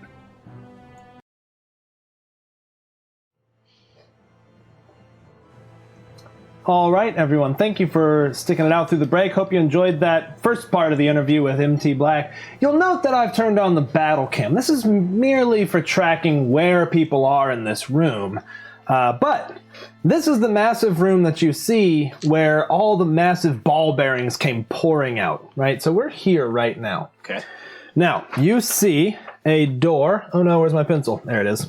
You see a door to the north, big double door, and the entire room is just loaded with garbage. There's just so much stuff in here. But you see some things glittering. You see coins, what look like maybe weapons. There's just stuff everywhere. You could theoretically spend some time rummaging around if there's something you wanted. I'll rummage through the rubbish with my little Bat paws. The Bat little paws. bat fingers on the edge. A talon, I guess. Yeah. Okay. All right. I would. Yeah. I mean, we're looking for stuff. So yeah. I don't know. I mean, coins certainly, but I don't know. Probably more objects if there were something. Okay. Well, let's do this. What was your marching order? You're gonna be an initiative just for terms of showing me where you're at. It's Meepo, me, Rosabelle, Laluma. Laluma. That's what I was saying. Luma. Oh man, these are starting to stick a little, Sean. Starting to stick, buddy. All right. Well, Meepo sort of looks at you and is like, "Meepo, explore." Carefully. Meepo steps in, goes about 30 feet, wherever you want him to go. Stop right there. Can you roll me a dexterity saving throw, please? Yes, you can. 20. Okay. Nothing. He's just kind of stepping. The ground is covered. There's just litter and rubbish everywhere. Is it pure rubbish? It's pure rubbish, in fact. As he puts his foot down, you just see it sink beneath maybe 6 inches of litter, paper, and other detritus. He stops and looks down and picks up a couple of gold coins and was like, "Meepo, find!" 5 gold pieces on Meepo there. He's got 10 feet of movement left. Okay. Nothing. Why are you looking at me, man? He's fine. Meepo's fine. Right here. All right, we are on to you, Etrigan. Oh my god, there's something on my glasses and it's driving me bonkers. Okay. Well, I think Etrigan's actually going to kind of fan out more this way. Okay. So I'm going 5, Okay. 10. Ooh, could you roll me a dex save? Yep. I'm going to go ahead and give myself Oh, okay, advantage. okay. Nah, not really, my dude. Got an 8. Etrigan, you're walking around. Again, it's like, oh, cool, here's a blade. You kind of pick it up. The handle's a little loose. You're like, all right, toss it to the side. You take a step, and as you do, you hear a click and suddenly searing pain, and you pull your leg up, and you are in a bear trap that is chained to the ground. All right, be like, ah! Ah! And as you all hear Etrigan start screaming, you hear... And a door opens up. A secret door, even. Revealing a chamber right here. Man. And in that chamber, The Minotaur. 8 skeletons. Damn it. There they Who are. was it that was being impaled by skeletons? Meepo? Uh-huh. He was surrounded by them. Can I get everybody to roll initiative, please? Initiative. Sean, feel free to adjust the camera if you think Sure. I guessed on the break. But here there be skeletons. And here there be bear traps.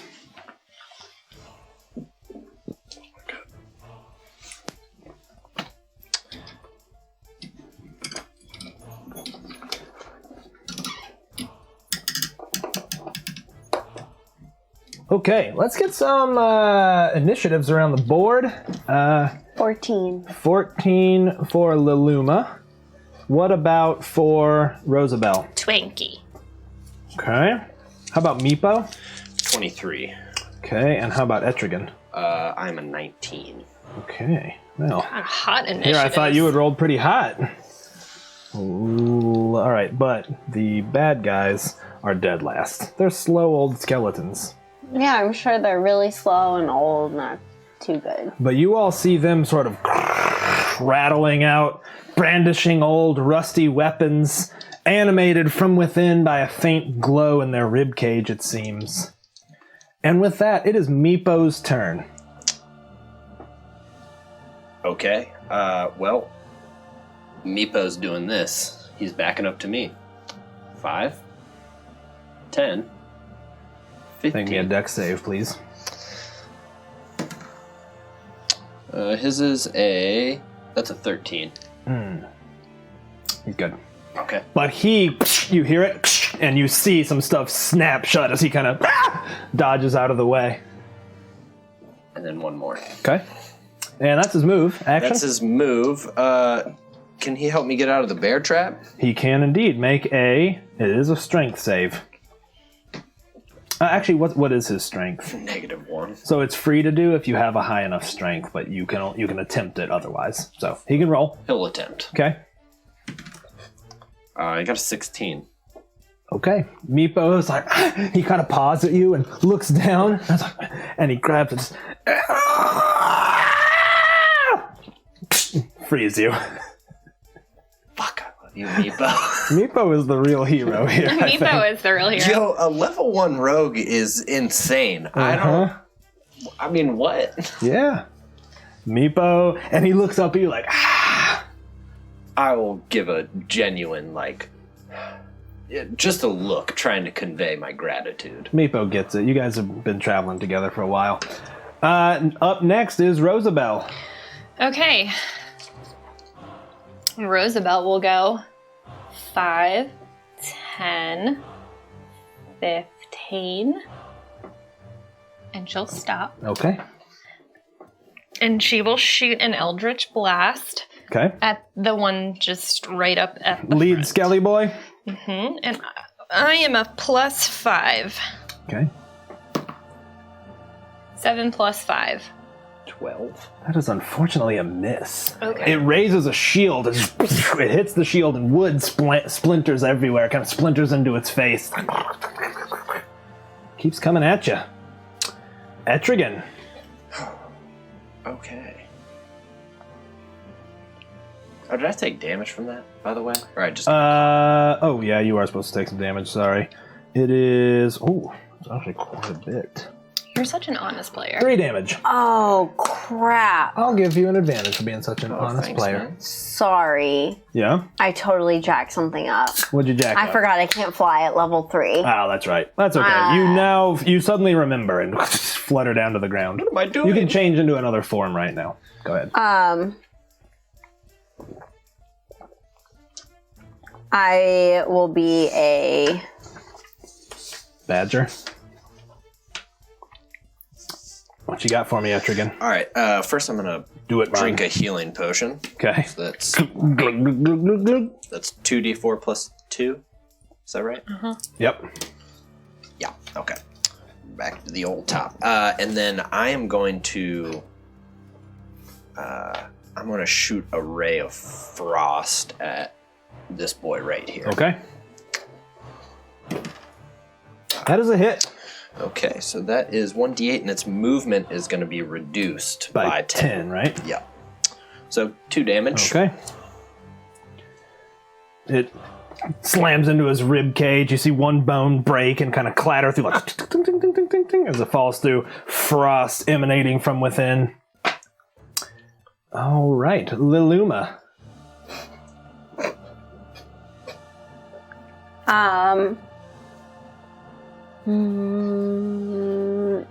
I will just stay where I am and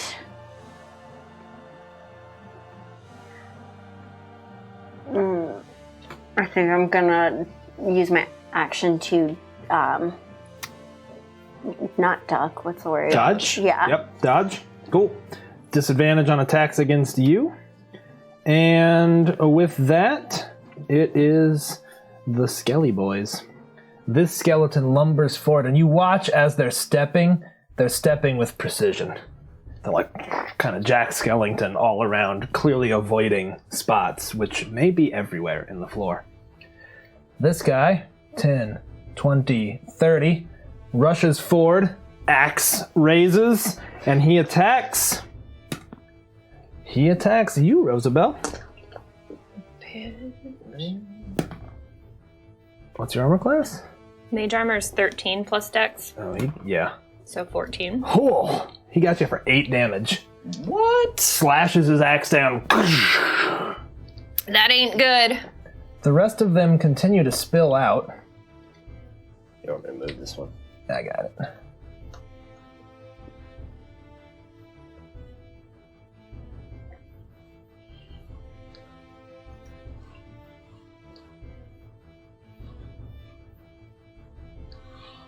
And each of them, again, seem to be ducking and weaving with some fairly strange finesse. Like they're just sort of like ducking and stepping these wide shots, and they're sort of swaying, so they are all seeming to be dodging. Okay, with that, it is over to you. Okay. Meepo. Hydarion is, Meepo. Meepo. Looking over there, is going to attack this Skelly boy right in front. Yes, he is. With his pack tactics. That he got a 17. That is a hit. He will also sneak attack. Yes, he will. Holy smokes. Describe to me how little Meepo completely decimates the skeleton. Meepo being between Rosabelle and Etrigan at this point, I think knows where their waistline is, knows how they move. And as that skeleton swings at Rosabelle, he knows exactly where he sticks his smaller rapier up through the rib cage, pops the head off with ease.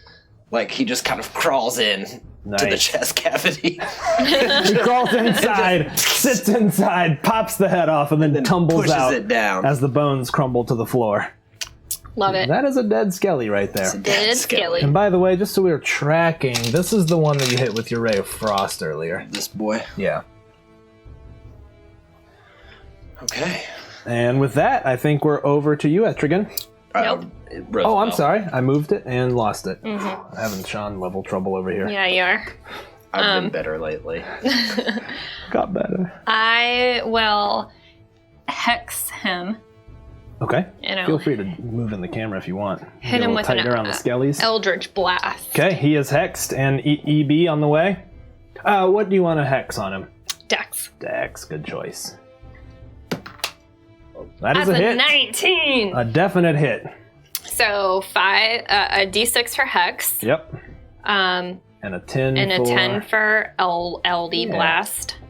And then plus my charisma. Oh, you got that agonizing blast, don't you? So Aw. 4. And then my charisma, I think, is a 3. So 7. Okay. Kind of heartbreaking. Oh, wait, my there, really. charisma is... Are we using my stat or...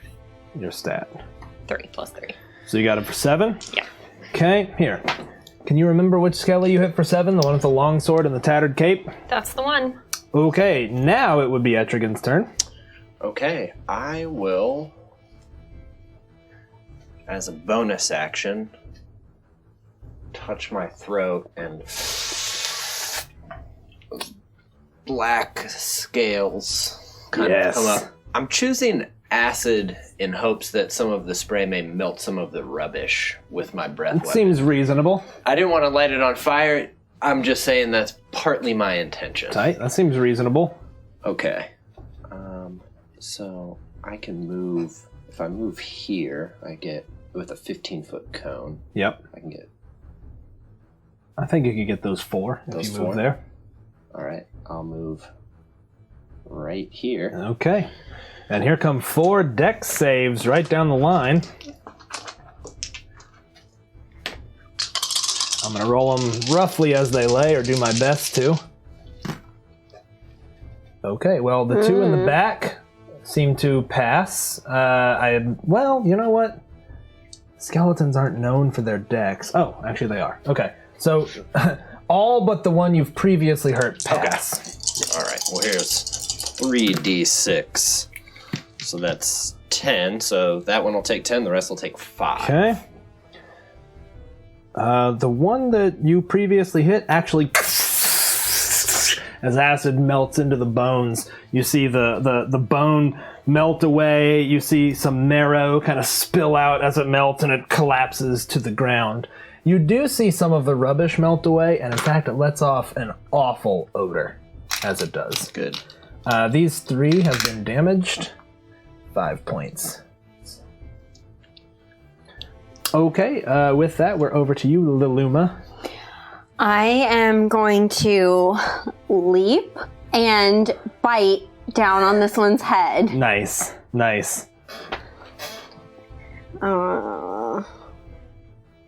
Rivet up. Yes. I got one of them. What'd you get? 9 plus 3. 12. Just missed. It raises its long sword with some speed you kind of weren't expecting and kind of shoves you to the side. Unfortunately, you land right there. I still have movement. You do? I will move back. Okay. I need you to make me a dexterity saving throw, and also he does get an I would attack leap. of opportunity. Oh, you leap. Okay, Yeah. You're fine. If you leap, you're fine. But he does make an attack of opportunity. And misses horribly. Just swings as you're like, ribbit! Who knew a frog would be Hop such a clutch choice? That's pretty good. All right, with that, I think we're over to the skeleton's turns. This skeleton swings upon you, Etrigan. Misses. This skeleton, again, taking strange, wide steps to avoid hitting traps in the ground, swings at you also, Etrigan. What's your armor class? 16. Misses. This one plods forward and attacks poor sweet baby Meepo. Misses. Why do I have the squeaker? You do have the squeaker. I got some WD-40 out in the garage. This one climbs forward and attacks you, Lid. Me? Rosabelle. Ooh! Ooh! Ooh! Ooh! I burped a little. 6 points of damage. How you doing, Rosabelle? This one pushes over there and attacks this giant frog. Misses. Frog. And this one... 1, 2, 3, 1, 2. He comes Are they after making you. deck saves? They're not. They know. They know what's what. It's attacking you again, Rosabelle. Misses. Oh. And with that, it would be Meepo's turn. Would you say these are spooky, scary skeletons? You know, here's the worst part about them. They have allies inside each and every one of you right now. You've got a skeleton inside you. Spooky, scary Skeletons. This boy right here is Okay. going to get attacked. Yeah. That is a hit. Okay.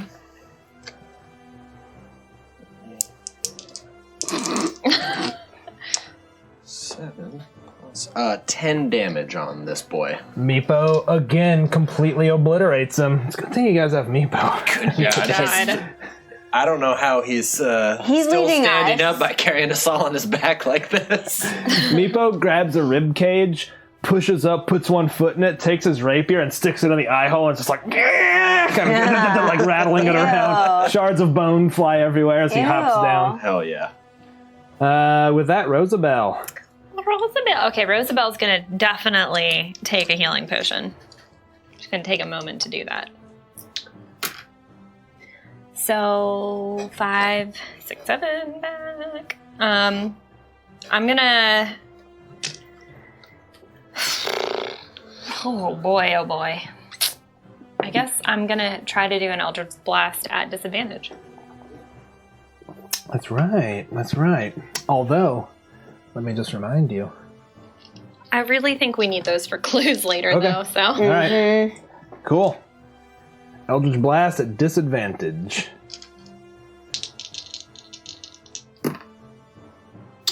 Oh! Well, that's a hit. Yeah, That's missed a almost a crit, but that is a hit. all right, so he is. That one is hex still.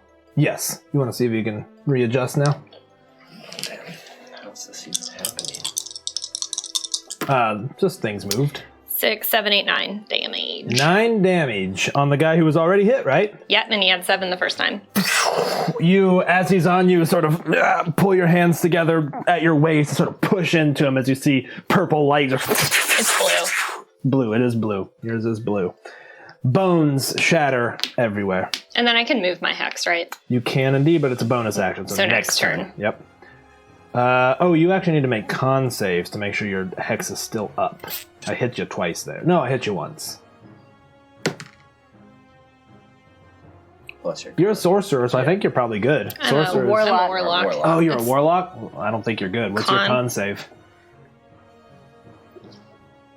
+2. Yeah. Hex is gone. I'll let that one slide. Bye, Hex.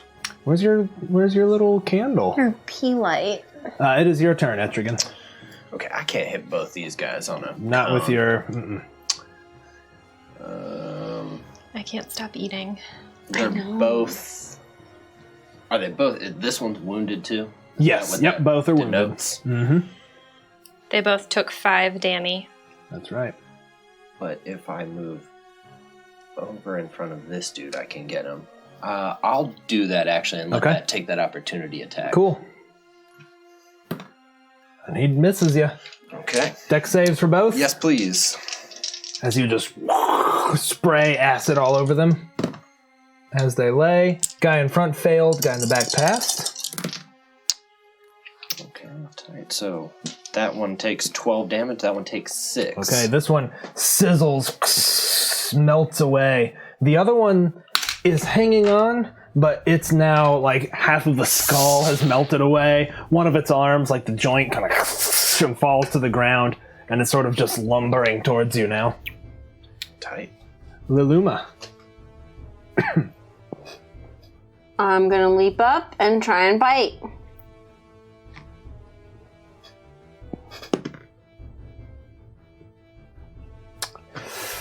I'm afraid not. Afraid not. All right, got a couple left here. This skeleton walks forward, attacks you, Etrigan. Why are my rolls such poop? I got This a squeaky is- chair. I can't even freaking You got hit. the worst of everything. This one attacks you, Lydia. Oh, gotcha. They hate a warlock. Yeah, they do. 5 damage, Lid. And this one attacks a frog. And misses. And with that, what is looking like the final round of combat, we'll go ahead and play it through. Go ahead, Meepo. Bring it home. All right, well, Meepo's got a target right there, so he'll attack this boy. Let me tell you what that is. It is a 13. That is a hit. Oh, tight. I'm sorry, which one? Oh, he's attacking. I see. Yeah. He, again, he's covered in bone dust and marrow, and he just jumps through, slashes up with his rapier, kind of catches each bone, and he's just like prying them off. Can't really pierce them, you know? Yeah, Yeah. he's just... I mean, I imagine he's also just primal, just pulling things off. Yeah. All right. Well, thank you again, Meepo. Rosabelle. Jesus. Bonus action drink healing potion. Okay. Is that your last one? My last one.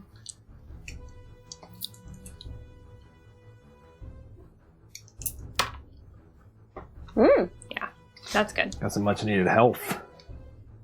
And then I'm gonna, I guess, do Eldritch Blast at disadvantage. Okay.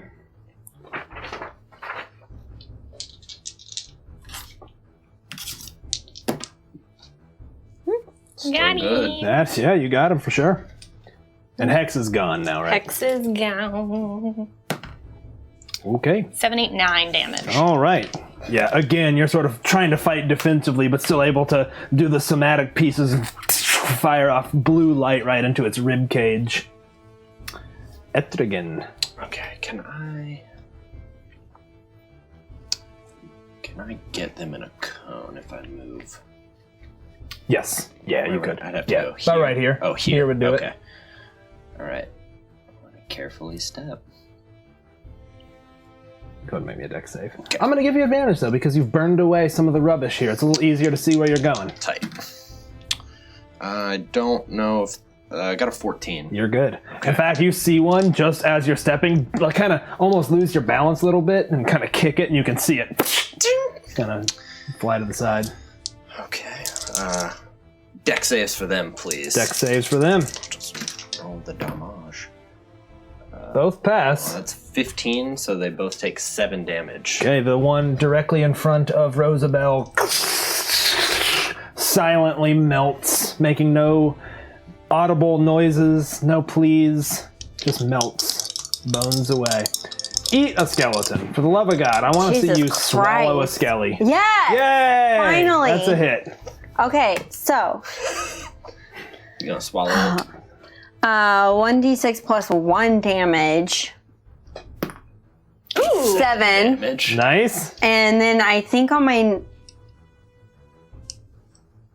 It's like you swallow. on my it, don't next you? hit, I could try to swallow. It's now grappled by me, so I just have Well, its head grappled in my throat. Here's what happens. Yeah, your tongue grabs it, and these bones, it folds inwards. Like its spine breaks, and it folds backwards, so its head is touching its heels, and you kind of look around. There's just a twitching leg kind of hanging out of your mouth, and it dies.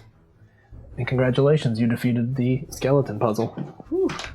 I'm gonna take the last bits of my minute up to just start trying to spray acid away from the party. All right. You know what I mean? Yeah. In fact, you see the door up there, so you are able to kind of spray a path a little bit. Okay. You guys can go slow enough through here and poking and prodding. I'm not going to make anyone roll anymore. You're not under duress at this point, particularly with that aiding you. But that is the end of that fight. There is now a door open to the north. Where the skellies came out of? Well, there's also the room where the skellies came out of, yes. And in fact, you look in that room from where you're at, and you can see that there seems to be a shelf along the top with skulls of all different types of humanoids. I want to go check out that room. Okay. You go check that out. Roll me, everyone can roll me a d20. Okay. Rolled a 15. Okay, all right. Sean, you find 8 gold pieces as you enter the room. There's like some of the detritus is sort of rolled inwards. Lydia, what did you roll? A 13. Okay, you find a pair of bronze scissors in the shape of a pair of leaping dolphins. Cool. A pair of scissors that still seem pretty sharp. And what did you roll, Raven? 8. You rolled 8? Oh, awesome. You find a little doll. And when you look at it, it's like, hello. You're obsessed with little dolls. I'm not. I find a doll that says, hello. Oh, let me get Meepo on one. Oh, he yeah. rolled a 4. Meepo finds a chain. He's like, Meepo. He takes it, kind of wraps it around himself. The rusty old chain. I'm just going to put a plus chain on here.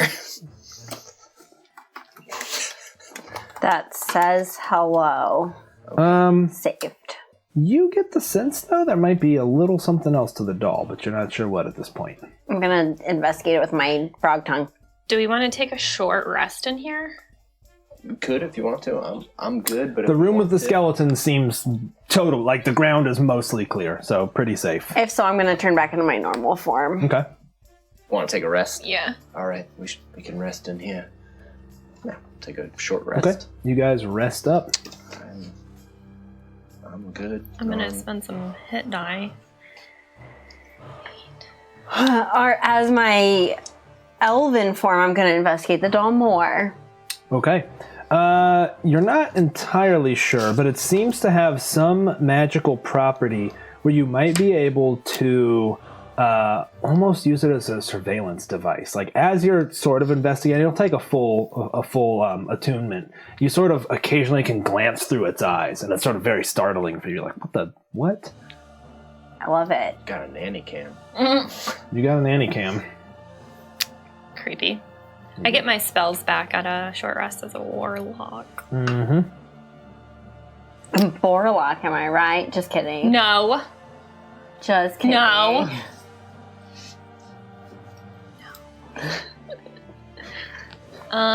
Okay. I'm done. Okay. You take your rest. Where to, gang? I think we'll moving slow, but I still think picking through a little bit through the rubbish, getting over to those north doors. Over Okay. there. You get to those north doors. They're just wooden doors, wooden double doors, and you push them open, and you see a pretty long staircase. It's about 65 feet, leading up to another set of double doors.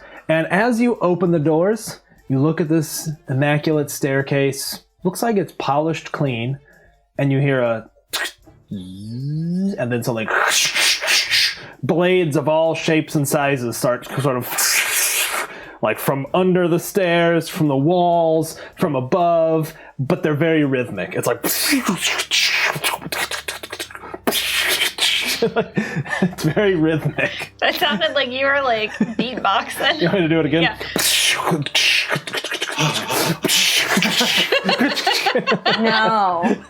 No. Shut up. But you just sort of No. stand there, and like every step of the way, these blades are just like the whole way. Yeah, try it. You guys help me out. Get the sound.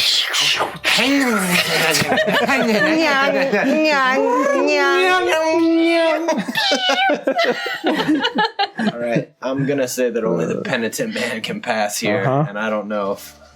I mean, is there a pattern?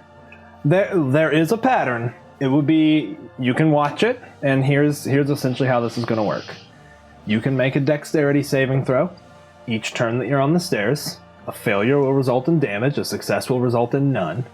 You can make the saving throw with advantage if you move half your speed, which will take you 4 turns to get through. Roll normally if you move normally, taking 2 turns, or you can go for the dash, 1 run through. You will roll with disadvantage and take double damage. There it is. Unless we rolled with advantage and there's 3. You could up it to a normal roll if you dash. And take double damage if we fail. And take double damage if you fail. I think I'm gonna do the dash. no. No, man. Neither I'm one not of us are dashing. thinking about the dash. That's off the table for me. Yeah, I think we're gonna wait and watch it, and I think Meepo and I are gonna try to go at half speed. Yeah, Okay. that's my plan too. All right, Meepo and you are going half speed. You dashing? Wait, how far is it? About 65 feet. I'm gonna Misty Step halfway through. Okay. So you'll make 1 roll. Mm-hmm. If you move your normal speed, you'll make 1 normal roll, or 2 rolls with advantage.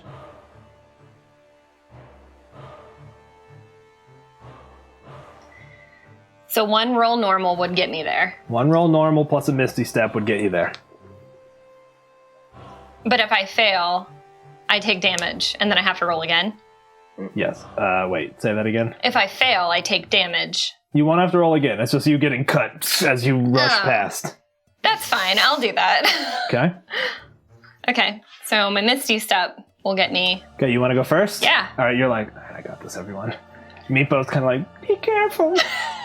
So there's like blades coming Everywhere. everywhere. Imagine the Indiana Jones scene, but for 65 feet of blades all over the place. So flying. Oh, I can't fly anyway. You can't fly anyway. All right, roll it for me, Lid.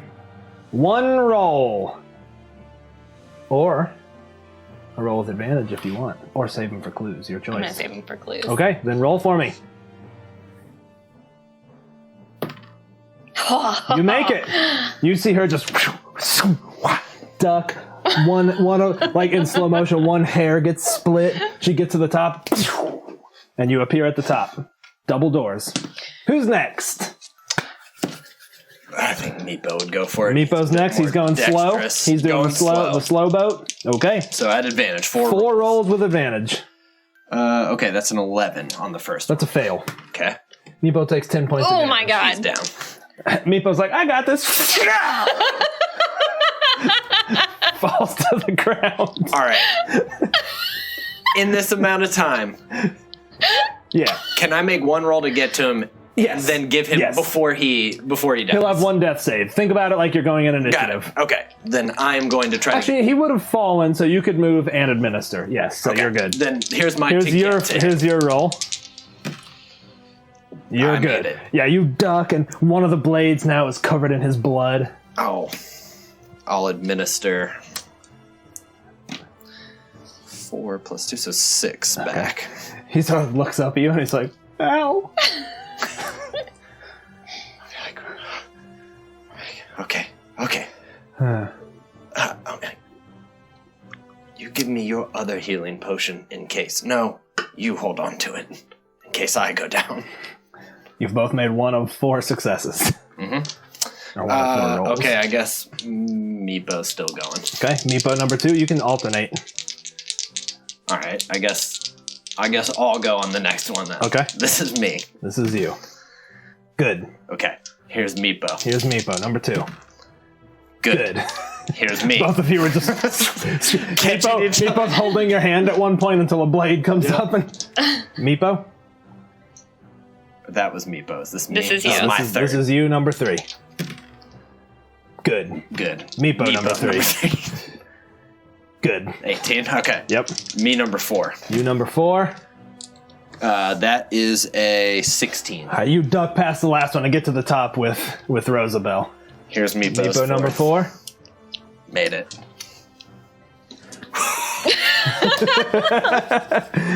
You get to the top, adrenaline pumping, blades. We'll keep holding hands for a minute. As both of us are just... He's got his little hand up. And we'll look back to you. Enhance ability, bears endurance, 2d6 temporary hit points. Nice. So a whopping 3 3 temporary hit points. And I'm gonna dash. Oh, damn, could we have all got that? Going for the dash. All right, so that'll make it a normal roll. Just one.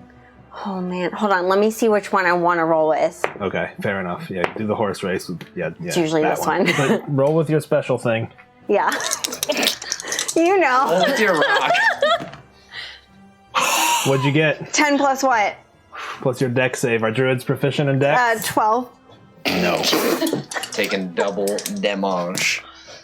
8 damage. As you just... And you get to the top after 8 damage. Oh, okay. That's it. We made it. You all get to the top, and they sort of... And they all stop once you're at the top. And you just see these blades, and they all retract. That wasn't that bad. And you're at the top. Congratulations. I heard the door's locked. I have that I already lost my temp. So wait, if I took from my temporary hit points, when that goes away in an hour, am I short 3 more?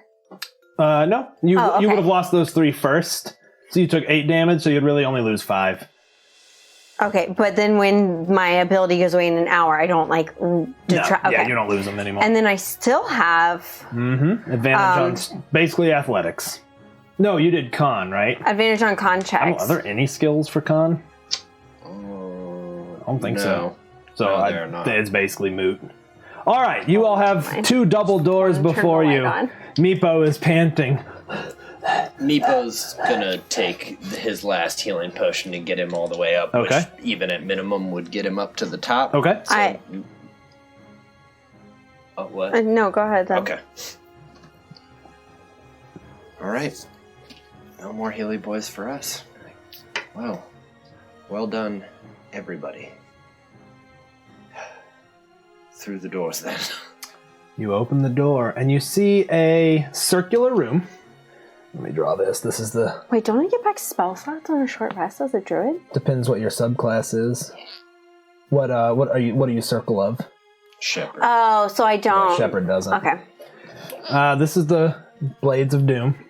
You open the door and you are in a beautiful room of polished marble. And for the first time, really, there is a ceiling. It's a domed marble ceiling. And you can see some gold, like gilded sort of seams in it almost. Beautiful room. It feels like perfect temperature. It's well lit, even though there's no light sources that you can really see. And in the center of the room, on a fluted column, on top of a red plush pillow, sits a golden key. Well, that's the key that we need. I will use my mage hand to pick the key up. All right, you do so. You lift it and the key kind of slides over to you. And when you do, a voice from the pillow says, "Congratulations."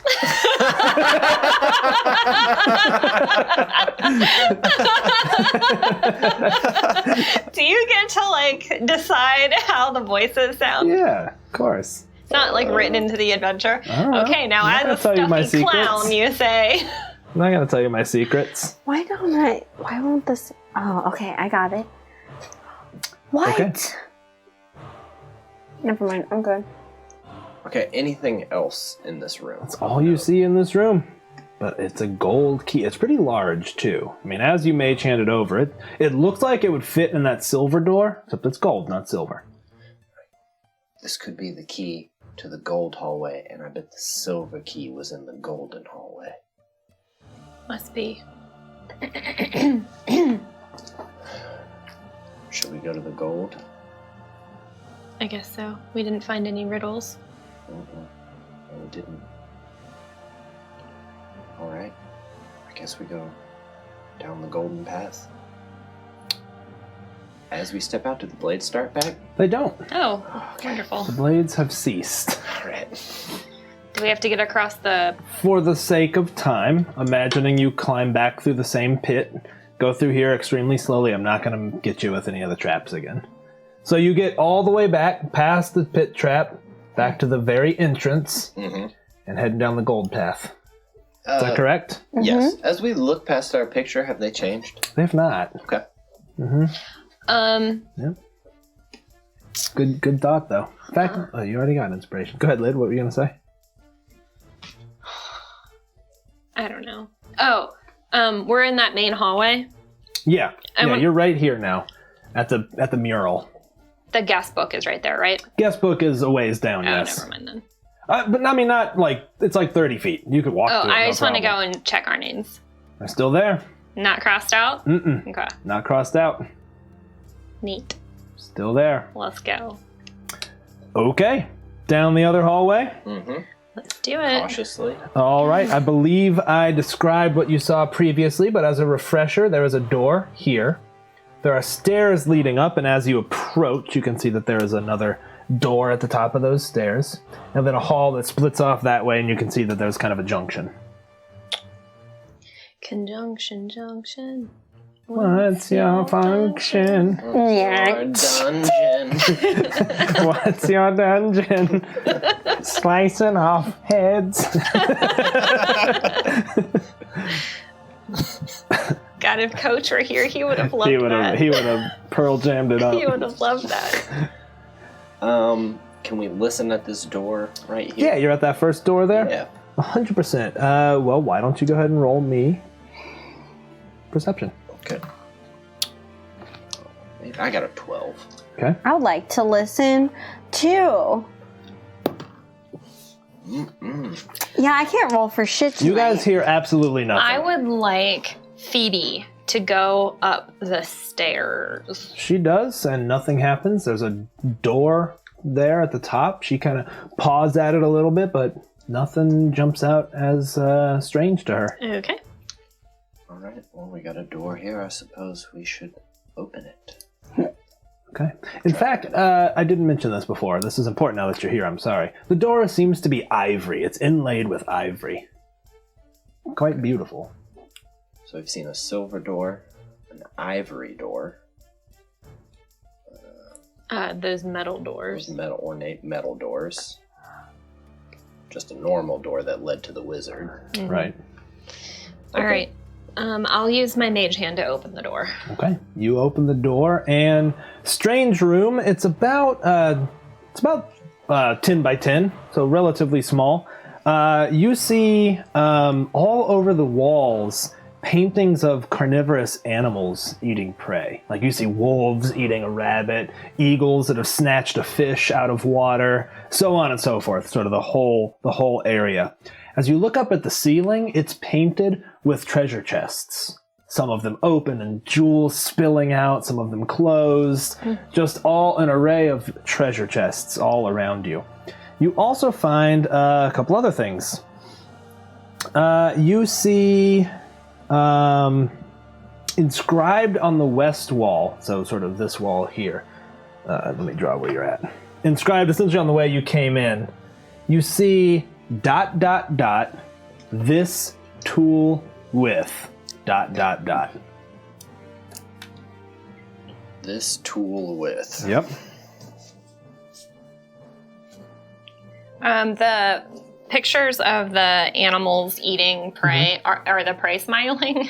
You can't tell on this one. Finally, you do see a treasure chest reinforced with iron sitting in the southern edge. Well, there's a chest. Do I notice anything strange about the picture of like animals eating animals being totally the animal lady? Go ahead and make me an insight check. On the break, I'll spray that with WD-40. Nope. You're like, cool. Looks pretty realistic. Pretty, the accuracy is pretty solid. I'm burning these dice. All right. Oh my god. I'll take a step into the room. Okay. Nothing happens. Continue to walk down with Meepo to the chest. Okay. What do you guys do as he walks into the chest? I will also walk down towards the chest. I will have my mage hand try to open it, even though you said it was reinforced. Yeah, it's just like it's like banded with like metal. You know what I mean? And how about you, Luluma? I'm watching them From the door. Okay, as you watch Luluma, you look up in time to see something sliding down the door, and then it thuds down, and you kind of push it. It's spongy and organic. You all hear this sort of, and you look up, and the ceiling seems to kind of move. You ever seen an octopus that was well hidden and then comes out? It's got this large mouth and these razor-sharp teeth and a tongue from above, and it comes down to attack you. This is our first mimic here at Castle Mag. wow. The entire ceiling is a mimic, so if everyone can roll initiative, please. The whole ceiling? The is a- whole ceiling. ceiling. Okay. That's really something. I'm so short now. I know. Okay, here we go. Where's my... Oh. I can't find my enemy tent. Never Oh, here it faced is. a mimic before. Never faced a mimic. Okay, with that... oh, you know what? I need all of you to actually roll me perception. Constitution. The three of you to roll perception to see if you're surprised by this mimic. You weren't quite expecting that. I'm- You're outside and it's I'm not attacking surprised. you, so... All right. I think it's safe to say that Each and every one of you is surprised. All right, what are those initiatives? 14. 14. Okay. 7. Okay. How's that? Pretty good. Yeah. Meepo's a 4 and I'm an 18. Okay. Then this is the order, but unfortunately, we've got a lot of misses here. Was Meepo surprised too? Oh, yeah. Okay, so you're surprised. You're not surprised. As you see it sort of, but I don't know that you quite know they're in danger yet. In fact, why don't you make me an insight check? If you can beat a 10 or more, you realize this is something attacking them. Otherwise, you aren't quite sure. At this moment in time, 15. all right, you're sort of like, oh God, and you can act. Oh god, I don't even know what to do with the mimic. I will... Mimics are like a big deal in D&D, right? I don't even know Everyone. anything about them, to be honest. Is a mimic a beast? No. Oh. Okay. Is it... And it's not a humanoid. It's definitely not a humanoid. I think I'm going to try to use this. No, this is all theater of the mind combat. You're all adjacent to it. It's the whole ceiling. The hell? That's not cool, Steven. It doesn't say how long. Oh, just 1 minute. Can you even target it? Yeah. All right, what you got? I don't have anything good, honestly. So, Hit it with a cantrip. yeah, okay. I have one. Let's see if it affects 30 feet. How far away is the mimic? You're right next to it. If I'm in the doorway? Yeah. It's slimed down in the doorway. It's the whole ceiling. Oh my god. Okay, well, I'm gonna cast Infestation on it. Okay. What does that do? Cause a cloud of mites, fleas, and parasites to appear momentarily on the creature. Okay. Sweet. Con save, please. Passed. Okay. You see these, they sort of, and you know what you see as you cast them? They stick to it. You see them kind of, and they're unable to free themselves as they fade away as the magic fades. I actually, I don't know if I'd be able to. I technically can have advantage on like trying to hide even if I'm only partially covered. So I might try to like slink around. like just hold around the corner? tight flat to the. Okay. All right. All out. Yeah, doorway? you sort of, oh God. You cast it. It's like, oh God. Push up against the wall there. All right. On its turn. 1, 2, 3, 4. Meepo is 5, 6. Etrigan. That's me, darling. Its big purple tongue swirls around, comes down to attack you. What's your armor class? 16 without knowing. I'm going to cast a shield. Okay. The room sort of shakes a little bit, and saliva is building up between its teeth and now dripping all around What you. does it look like? Like a giant mouth. Imagine this, but the ceiling. Like a mouthy weird thing, Coming out of but the ceiling, yeah. Like a big mouth on the ceiling. Like a... Never mind. Like one of those old Twizzlers Mouths. commercials? Yeah. There's always like a big mouth. Yeah, that's what I was trying to go for, Yeah, and then I said sweet. never mind because I didn't want to get there. Etrigan, you're up. Okay. Big purple tongue sloshing around, and you're getting rained on by saliva. I heard your knees break while you... No, that wasn't. That was this thing falling and also my knees breaking. Sucks getting old, man. Okay. It's not the years, it's the mileage. I'm going to spend a sorcery point to do this as a bonus action. Okay. I am going to put my hands together as undulating energy is fired at it. That's an 18. That is a hit. Okay. So where's Oh my boy. There's nobody to... Damn, there's nobody to jump to. Bummer, man. All right. Well, let me see what that is. That's psychic damage. So it takes 19 psychic damage. As you do, you hear it, and its tongue lashes around. And then for my action, I'm going to start trying to freeze the edges. Will you make a Constitution saving throw for me? Of course. Fail. Tight. It takes 1... So it takes 4 more cold damage, and it has disadvantage on its next attack. Woo! Boy. Nice, man. Very nice. Just shooting the lightning up. Yeah. You see frost appearing, and now from within, around, you see these orange eyes kind of blink open, looking down at you, blinking. There's about 8 of them all around the ceiling. How long have we been in this dungeon? In real life or in game time? In game time. I know how long it's been because I have a clock. Yeah, maybe about an hour. Okay. Maybe a little more. so how much of the area is it taking up? That's not the map. This is all theater. It's Wait. 10 by 10. The room is 10 by 10. Okay, and it's still on the ceiling? It is Yeah, it's ceiling. descended a little bit, attacking them. Is it within, like, I could touch it? You're adjacent. Yeah. Yeah, you're adjacent. Okay. Touch it. Okay. Do you touch it? Is it my turn? It's your turn now. Is it now my Yes. turn? Yes, it is. Oh.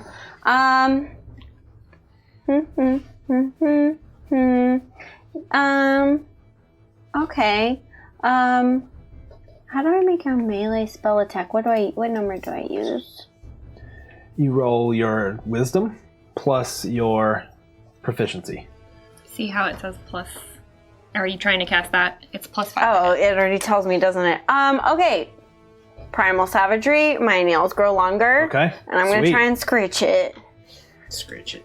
You give it a good scrooching. Hopefully. 10. Ooh, unfortunately, Yeah, that no. scrooch That's a misses. You swipe at it, and I'm it not sort even of playing anymore. like the body sort of slurps away as you miss. Rosabelle. Okay, I'm just going to hit it with an Eldritch Blast. Do I do it at disadvantage? You do, yeah. Okay. It's come pretty far down, so it sort of slid down the walls. No, that's a 4 and a 2. Sorry. What about Meepo? What's he got going for this thing? Meepo's gonna just straight up attack it. Got it. So.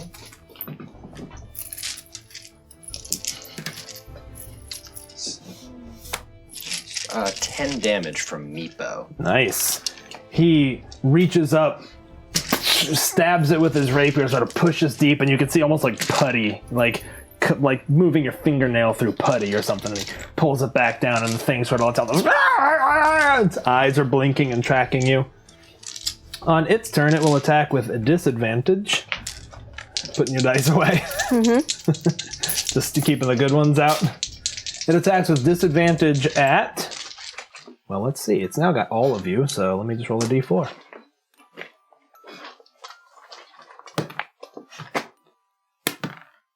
It attacks you. These monsters hate you, but it does have disadvantage. What's your armor class, though? 14. Okay. You take 8 points of bludgeoning damage as this purple tongue, it slaps you, and then it lifts its tongue up, and you're lifted as it's completely adhesive. I would like to Hellish Rebuke. Okay, do it. How do I do it? Wait, you have Hellish Rebuke? Yeah, it's a spell. Oh, it's a spell? Yep. So can it please make me a dex save? Pass. So half, right? 2d10 half? Yes. Because I'm mad.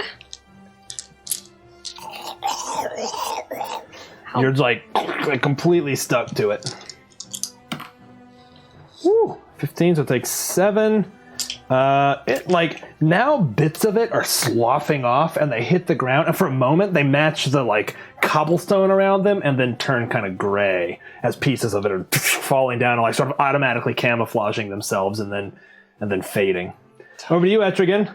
You look as Rosabelle is lifted about 4 feet off the ground, pulling towards this maw. It's covered in saliva. Oh my god, if Rosabelle gets eaten by a mimic, I'm going to bed. Alright, I guess trying to somewhat aim at the base of the tongue above her. All right. I'm gonna magic missile. Just Okay. Nice.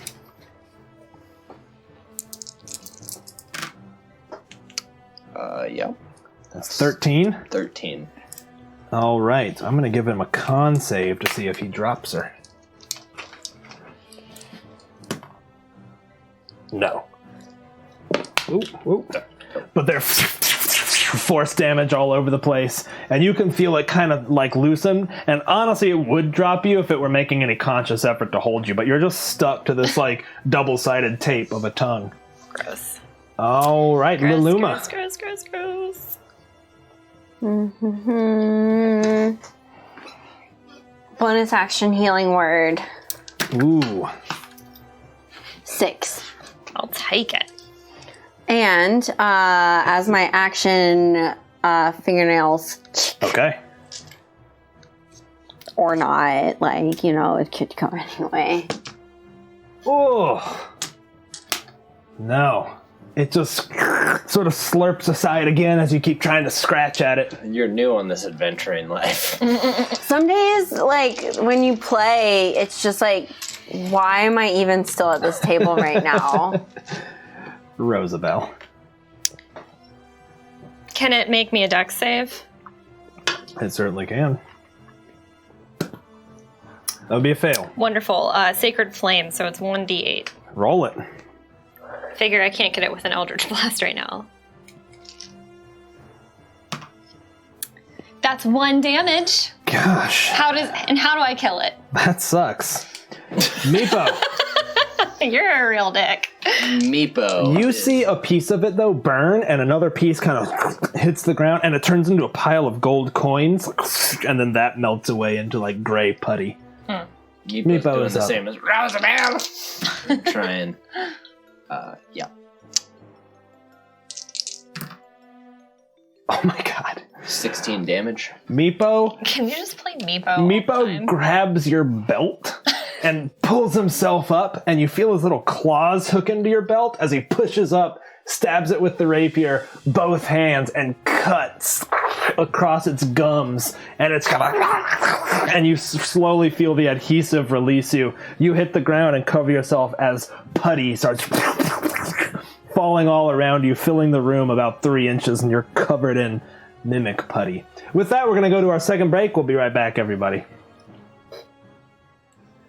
All right, everyone, we're back with the second half of the interview with legendary DM's Guild author MT Black. And I wanted to lead off with a question for you, MT. You mentioned you've only really been publishing for 3 years. I didn't realize that. You're incredibly prolific.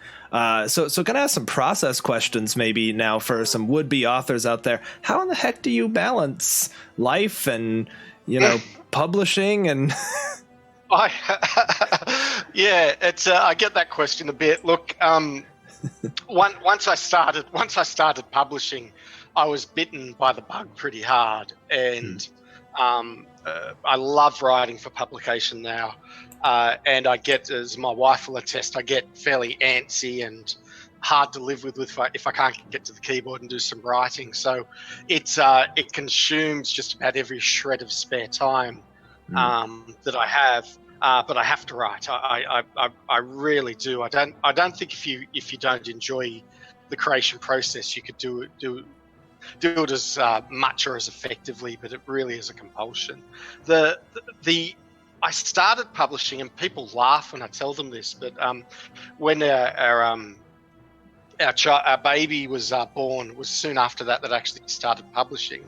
And what had happened was just he and his mum were just sleeping in a lot of odd hours, and I had a lot of evenings when I was just really alone because mum and the bubs were sleeping because they'd been breastfeeding at 3 a.m, or whatever else, and I either watch TV but actually just started writing. So I just got great swaths of time to write early on, and then, as I said, I got the bug, and now I'm just it just chews up time. Whenever I get some spare moments, I'm on the keyboard doing whatever I can to record ideas. That's awesome. To get some tech. Yeah, I was going to ask about your process. When you're thinking through an adventure, I guess a couple questions. Are you working on multiple at a time? Do you write outlines first, or do mind maps, or any particular tools you really utilize? Just curious about that. Yeah, I try to have one main focused adventure that I'm writing on. That's the way you get things done. Too many of us fall in the trap of writing 6 things at once and finishing nothing. So I'll usually have a main project, but then I'll have 1 or 2 ones that are slightly lower priority, that if I'm hitting writer's block on the main one, I can switch out to another one, do a bit of writing on that, and then switch back into the main one once I get my mojo back. So I do tend to focus, and I think that's one of the secrets. You really need to focus on the main one, the next one you're going to get out. I do tend to, it does vary a bit from adventure to adventure, but I am a bit of an outliner. And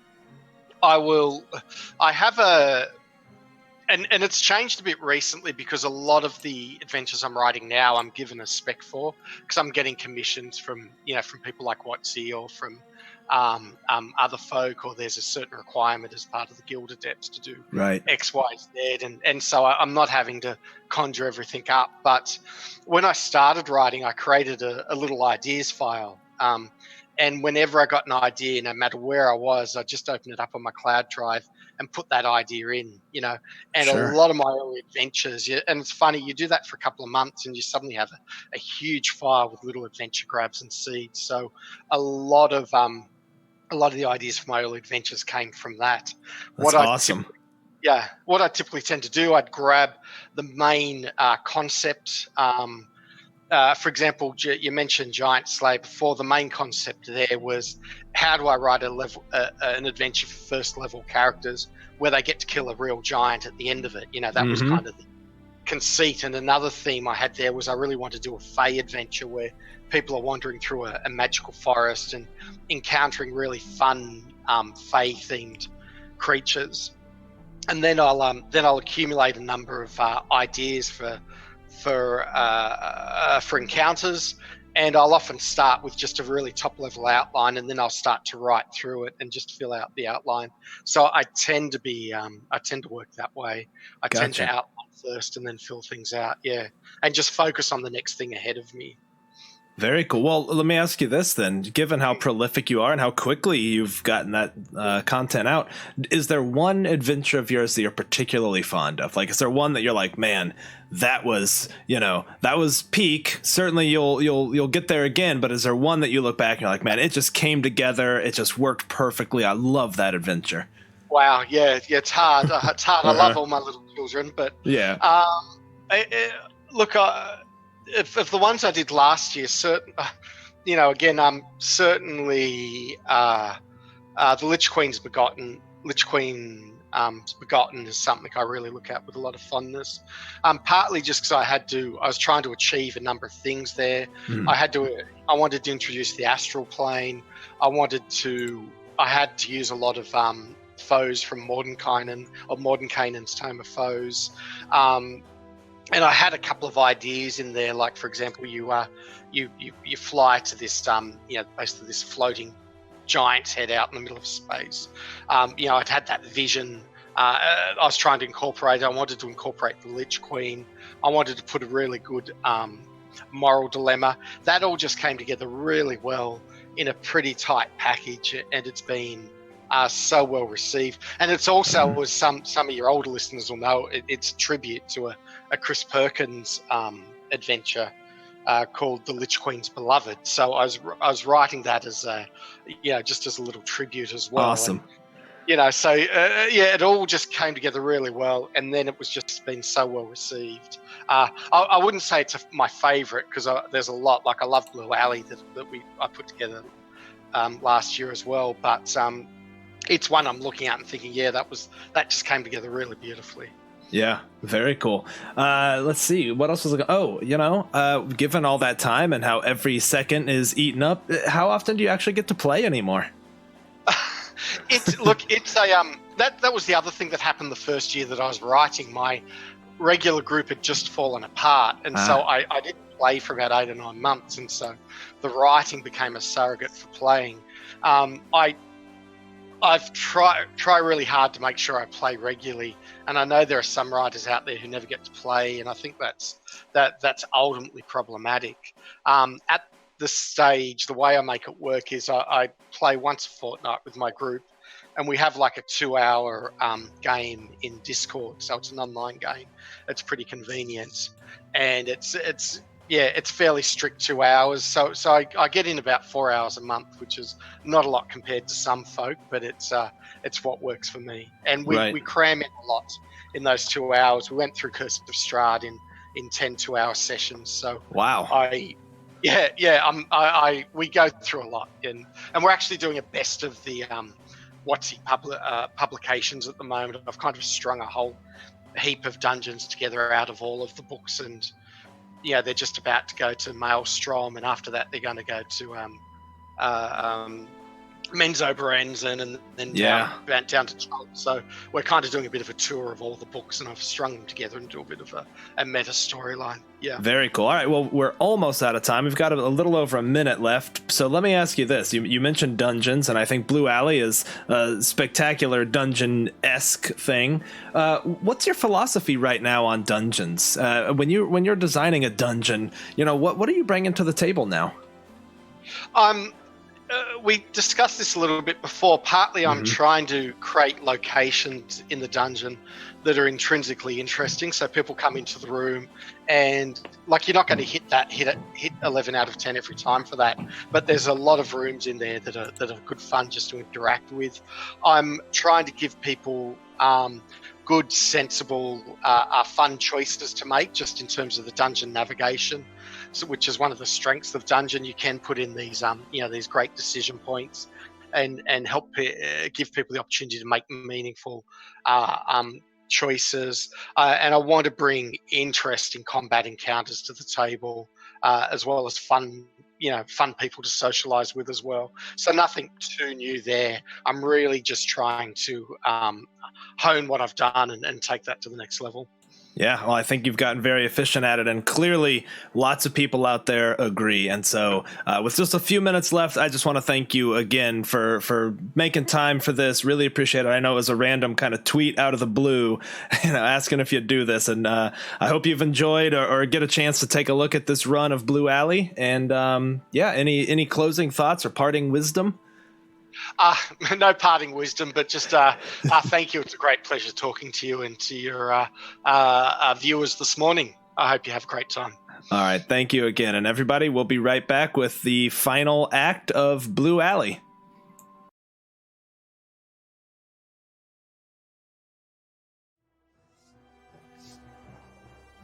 All right, everyone, we're back. As you can see, our adventurers are committed, checking every nook and cranny within Blue Alley. If you all haven't picked it up, this is a pretty awesome dungeon. The layout's fantastic. It's standard MT Black fare. We've done so many MT Black things. We're big fans. So you can go check it out on DM's Guild. It's fantastic. Fits perfectly in a Waterdeep Dragon Heist campaign.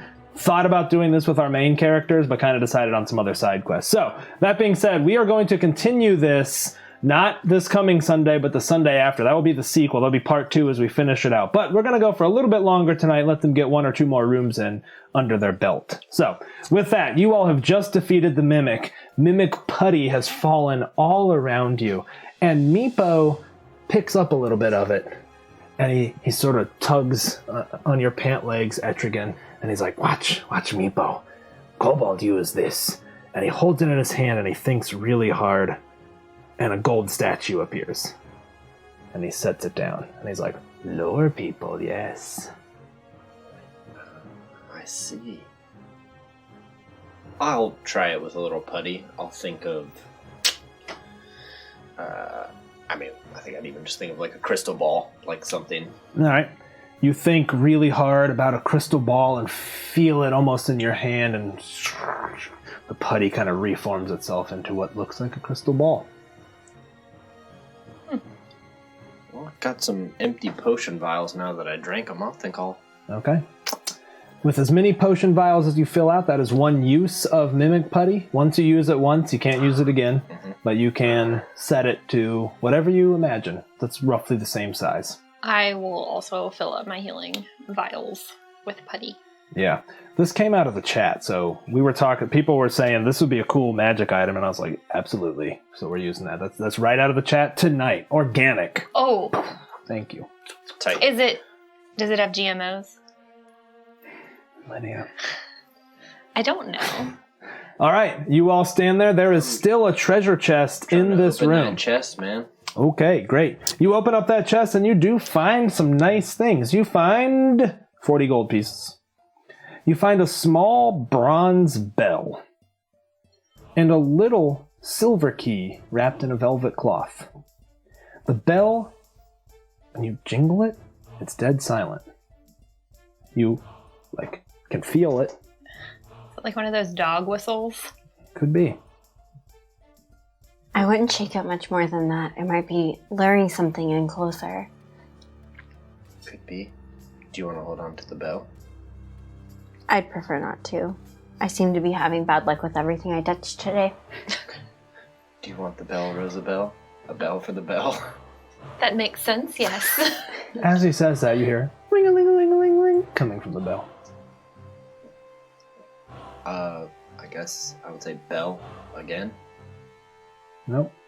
Doesn't do anything. Okay. Rosabelle, I'll give you the bell. would you? I'll ring-a-ling-a-ling it. You ring it 5 times, no sound whatsoever. And then, a minute later, I'll say, bell? About a minute later, it goes ding, ding, ding, ding, ding. But it only did it those 2 times and not the other times. Make an insight check. Right next time. Yep. Oh, Raven. I'm so sorry. You two can as well. Raven's dice. I got a 17. You get there a moment after Rosabelle. Rosabelle, you realize it's just delayed. Yeah. Every ring that he did came back about a minute later. It's good to draw something out somewhere. Ring it, leave it, escape. You have a delay bell. All right. I have a snooze. I got a snooze. Anything else besides the gold and the bell? That's all you see. Okay. Well, the silver key. And there was a silver key wrapped in velvet. No words written anywhere on any walls or anything. Well, there was what you saw when you first came in, which was ... this tool with ... I wonder if that's part of a riddle. Could be. Perhaps more rooms that we go in, we'll have more of the phrase. Mm-hmm. Or the bell is the tool. With Oh, something else. this tool with. Well, maybe we'll find out as we continue to go on. Good insights. We've gone through the pure rubbish already. Well, Indeed. let's hope we don't get to the utter madness. Maisie, got it out. Let's hope. All right, where to, gang? This was this room. You've got stairs leading up to a door. I think peek around the corner, though, at least just give ourselves an idea of what's down that hallway. You peek right around there, and this is what you see. Where's my pencil? Where's my pencil? Got it. Get that pencil. All right, here is what you see. A long hallway. Goes about here, another branch off of it, although kind of from your angle you can see that there's a door right there. And then besides that, this hallway goes off and... Oh, wait. Yes, that is not quite accurate. It goes quite a long ways up, and then you can see it branch, or kind of veer. Goes like that.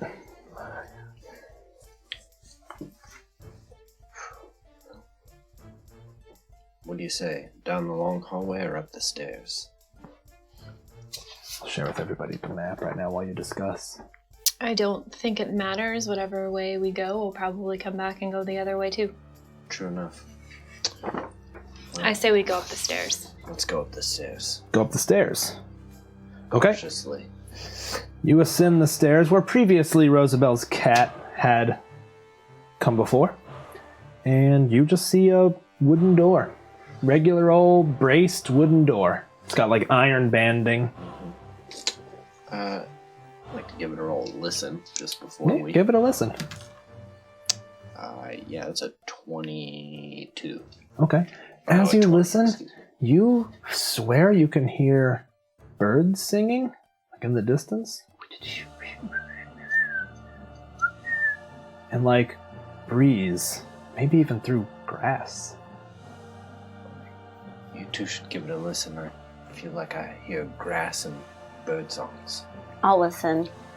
I'll let you both roll with advantage since he gave you something to be listening for. That's a D12. Yeah, you ain't gonna roll nothing good with a D12. Might roll better. What am I rolling? Perception? Yeah. I got a 17. Okay. You faintly hear birds singing. Okay. Poor, sweet Liluna is like, yeah, I don't hear anything. I hate this. I hate adventuring. I'm gonna retire from adventuring. That's what you hear. It's a different one to try. Okay. Okay, yeah, I guess try to open the door. Okay. The door opens before you and you see something extremely strange. While the room itself is only 25, and I have to draw this out so you can see. The room itself is 25. Here's the door you came in.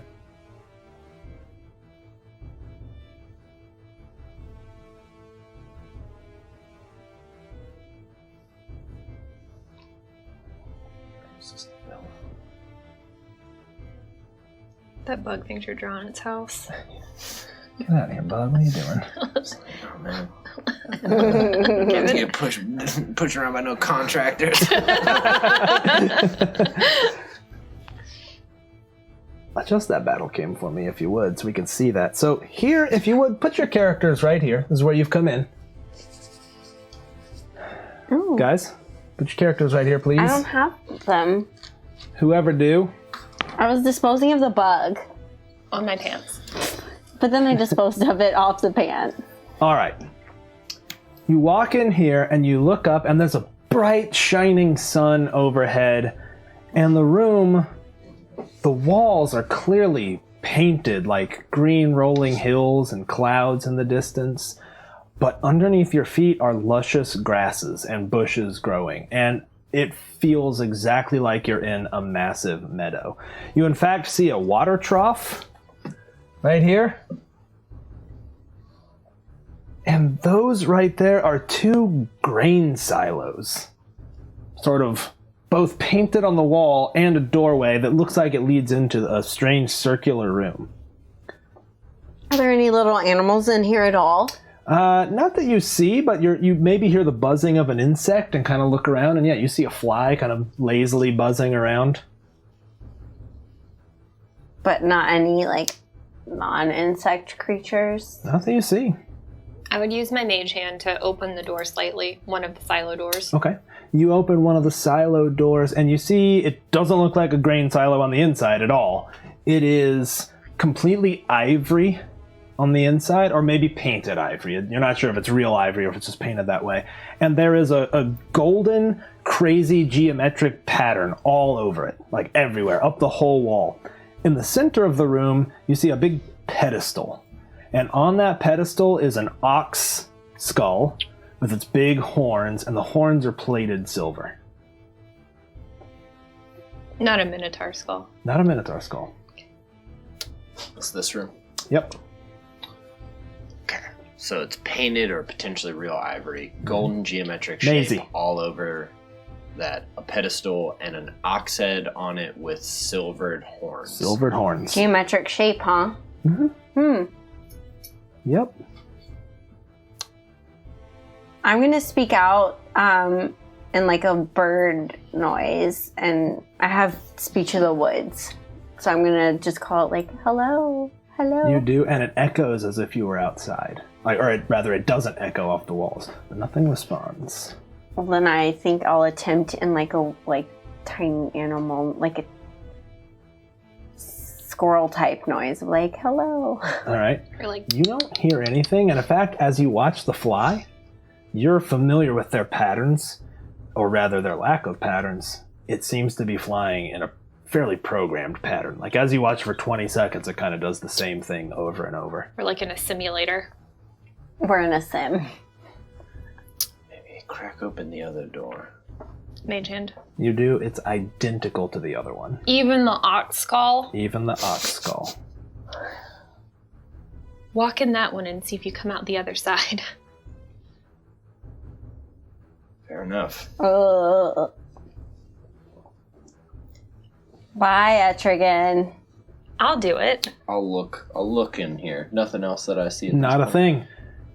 I'll take a step inside. Nothing happens whatsoever. You look back, you can still see them. How far up does the grain silo looks like? About 30 feet. Okay. And it's the same pattern all the way up. And you're closer now. It's almost looks like you can almost figure out the repeating pattern. Okay. Can I try to figure out the repeating pattern? Make me a perception check. That's 20. As you look at it, it seems to be 2 ox heads and maybe a figure holding the horns, repeated over and over and over, but it's very stylized. You're sort of like, is that kind of looks like the skull? It's sort of like that shape, but it's more like rectangular and boxy.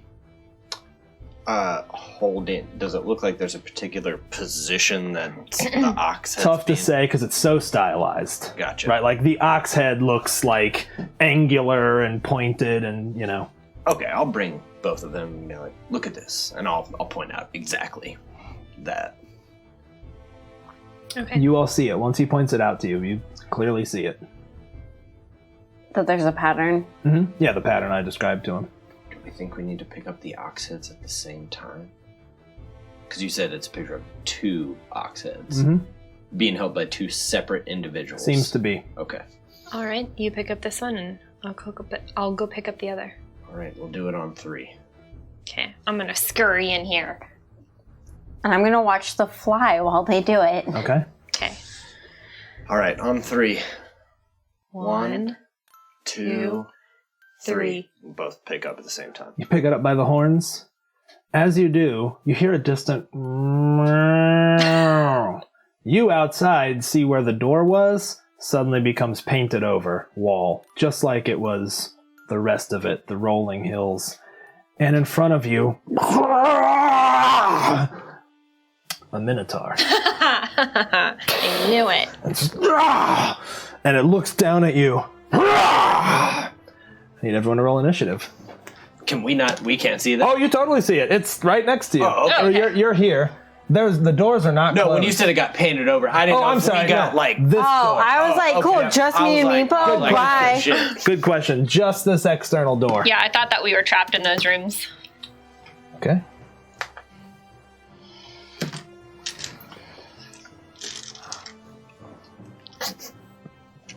It's like, bye, y'all. Okie dokie. So here we go. Raven, what'd you get? 14. Okay. Lid. 17. Okay. Sean. I'm a 4. Meepo's an 11. Okay. My dude goes right in here. And with that, Rosabelle, it is your turn. You are presently holding this head, the skull. And this Minotaur is just...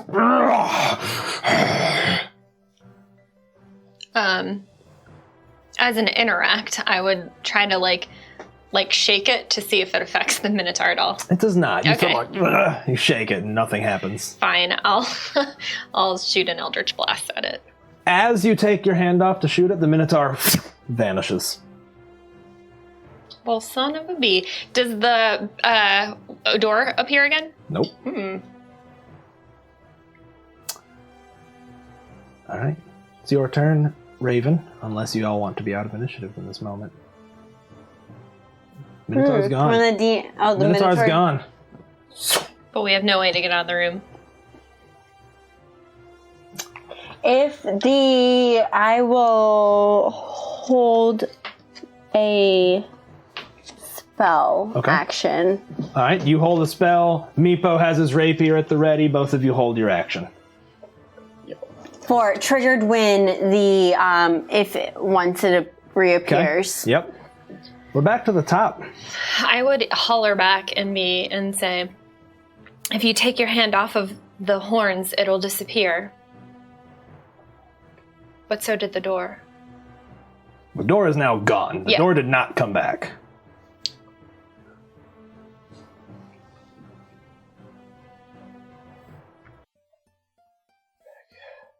I don't know how to fight it without my hands, but I don't know if we can get out unless we defeat it.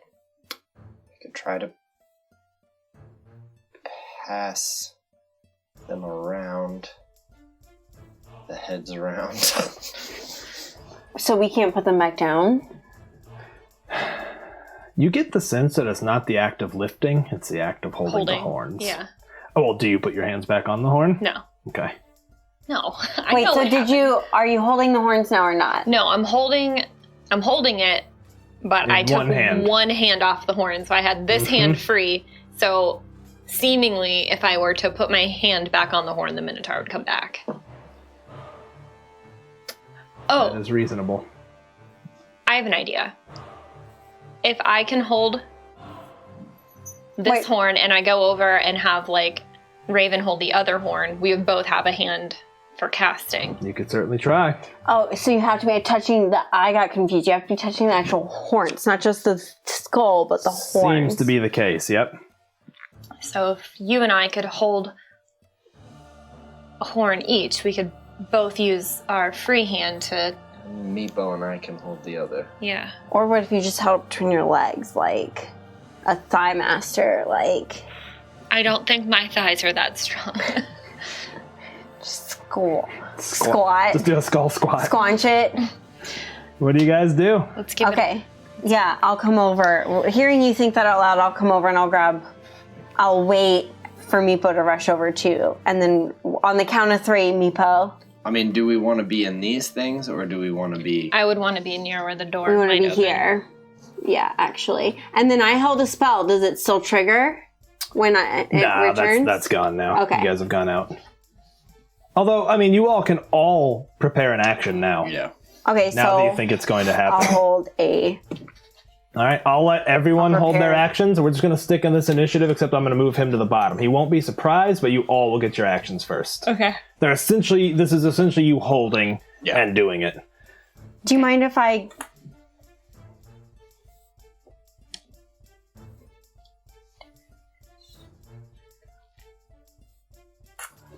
Do you all mind if I cast a spell first when it comes out? Can it work like that? Yeah, totally. Okay. You guys can plan. Yeah. At this point. I think I'm reading it right. Oh, wait. Oh, man. What? We don't have enough time to test it out, I guess. What? What if we used 2 uses of the Mimic Putty to each make our hands and put the hands on them? They're being held.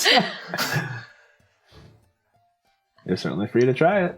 We have 4 mimic putties. Meepo and I have 4. Let's try it. Let's just do it. Let's try it. All right. Meepo and I are taking all of our mimic putties, and we are all going to concentrate on making our hands, and we're going to form it on there at the moment. I'm gonna go ahead and try it. All right. It's like you focus on it, and a realistic looking hand appears, and it's just sort of weirdly cut off at the wrist, like nothing else. It sort of ends.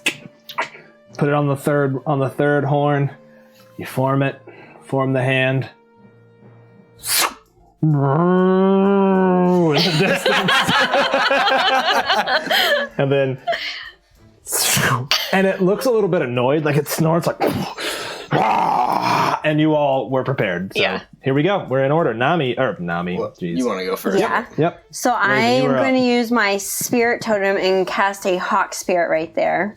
A what? A hawk spirit? Hawk spirit right here, Cool. which Hawk it up. aids you and your allies with its keen sight. When a creature makes an attack roll against a target in the spirit's aura, which this will be in the spirit's aura, you can use...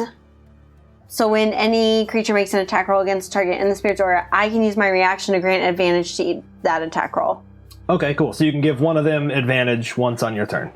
And it says I can use my reaction when a creature makes an attack roll. I thought it said when a creature makes an attack roll against a target. But you only get one have one reaction. So when one of your allies attacks, you can be like, boom, I spend my reaction to give them advantage. Okay, I can't use it for each one of them? No. Damn it.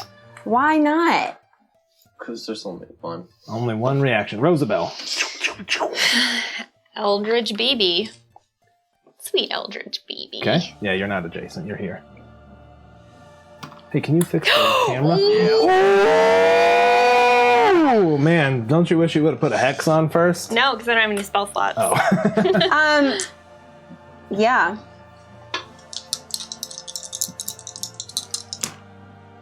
Ooh, 18! Wow. Well, plus your... Plus 3.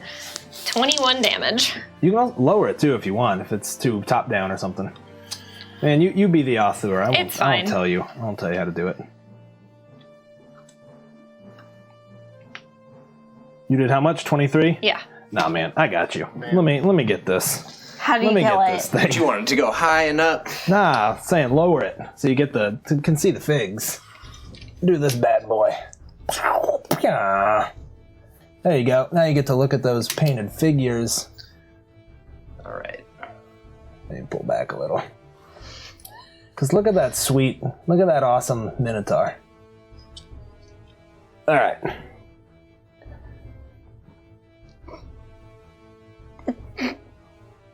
Yeah. Okay. All right, who's up? Lid, you wrecked it for 20... How much? damage. 23? I mean, it's sort of like... I mean, it's burnt, like, still glowing blue where it took damage. That would be Meepo. Okay. Meepo is... He's in 5 feet, huh? Camera's out of focus. Can you... I'm sorry. You just pull it back a little bit? Yeah. Sorry, I just like the action shots, you know? See, did that get it in focus? I don't know. Go ahead, take your turn. We'll figure it out. Oh, that was just a bonus action. Your spirit was? Yeah. Go ahead and... Yeah, Okay. my bad. I'll call you dodging. Meepo's gonna get in between here. He's gonna take the dodge action for now. Okay. Because he's not about to run up. Sounds good. That would be Etrigan. Gotcha. All right, I will. Do you want to spend your reaction to give him advantage? Do I have to call it before? Yeah, When they attack. I'm attacking. Yeah, go ahead. Okay. All right, I'm shooting a ray of frost over at it. Okay. Let's see. That is a 13. No. Okay. Unfortunately not. Well, that's that.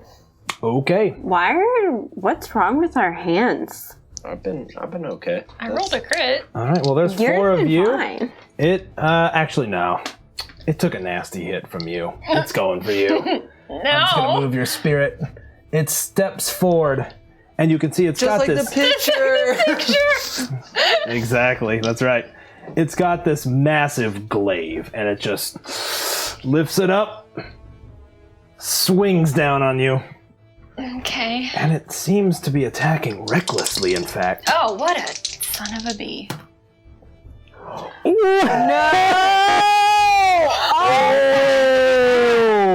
No.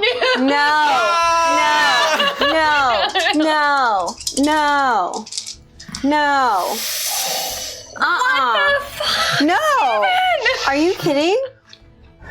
You I take just got 35 points of stressed. damage. I'm dead. What's your hit point maximum, and what are you at right now? 24. What are you at right now? 22. Okay, you're fine. But it's just... Oh my and god. Rosabelle falls to the ground, I just crit him and he crit me back. covered in blood. No healing potions, no more. Back to the top of the round, and it is you. What is it again? Laluma! Luluma. You assholes.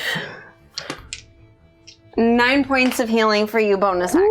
Ooh, it's a solid healer. And as my action, I'm gonna have him make a con save. Okay.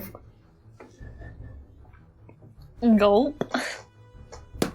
Fail it. 16. Mm-hmm. That's a pass. I'm so sorry. You know what? You've been a trooper. This is for you. That's a pity. I'll take It's a 100% pity inspiration. Yes. Pity. I will not. I won't sugarcoat I'll that. have it. I'll take right. it. I'll Can I take see it. that ring? Rosabelle, you are alive. I am. That's really good. So I am going to... Ooh, it's a bonus action. I will stand up for half my move, and Okay. I'm going to use 3 of my healing light dice, Oh yeah, good call. which is fun. 3d6. It's pretty cool. You should roll it next. It's hard to tell which color, Just take the topmost. but there's 2 tops. 5, Okay. 6, 7, 8. Get 8 back. And I guess I'll hit him with an Eldritch Blast at disadvantage. Top. I can use my Top of reaction the now. round Yep. So you can So roll regular. advantage. So roll But red. regular. And you got 2 of these left. How long's a minute? How many turns? 10 turns. 18. That's a hit for sure. 7, 8, 9, 10. Okay. You know what? You have your reaction back. He attacked recklessly. Everybody gets advantage on their attack rolls. Yeah. Yeah. Actually, if you spent that, you could have rolled with advantage. So go ahead and roll again. Normally, you're not supposed to do multiple tiers, but I will in that case. So. I didn't crit. Okay. All right, cool. Meepo's up. All right. Meepo Attacking is... with advantage. Yep. Is that thing wearing a bikini? Oh, yeah, maybe. Yeah. It takes 10 points of damage. 10 points from Meepo. Stabs up into him. All right, Etrigan. All right. I will Ray of Frost then at advantage. Okay. Yep. That's a hit. 5 damage and speed reduced by 10, but Okay. Doesn't seem to phase him too much as he hefts his great axe once again. This time, let's see who he's going to attack. There's 3 people engaged with him. Does he have reach on that sucker? Nope. oh damn. 1, 2, 3, 4. Meepo's 5, 6. Ooh, this time he is swinging for you, Luluma. Takes this massive glaive. Believe that hits you. 15? Oh, yeah. Yeah. Where'd all my d12s go? You rolled them already. Deadum diggy. Takes 17 points of damage as this glaive just smashes into you. You have 2 healing potions left, don't you? I only have a healing potion. Did you take one? Okay. No. It is your Starting turn, with 2. Luluma. Oh.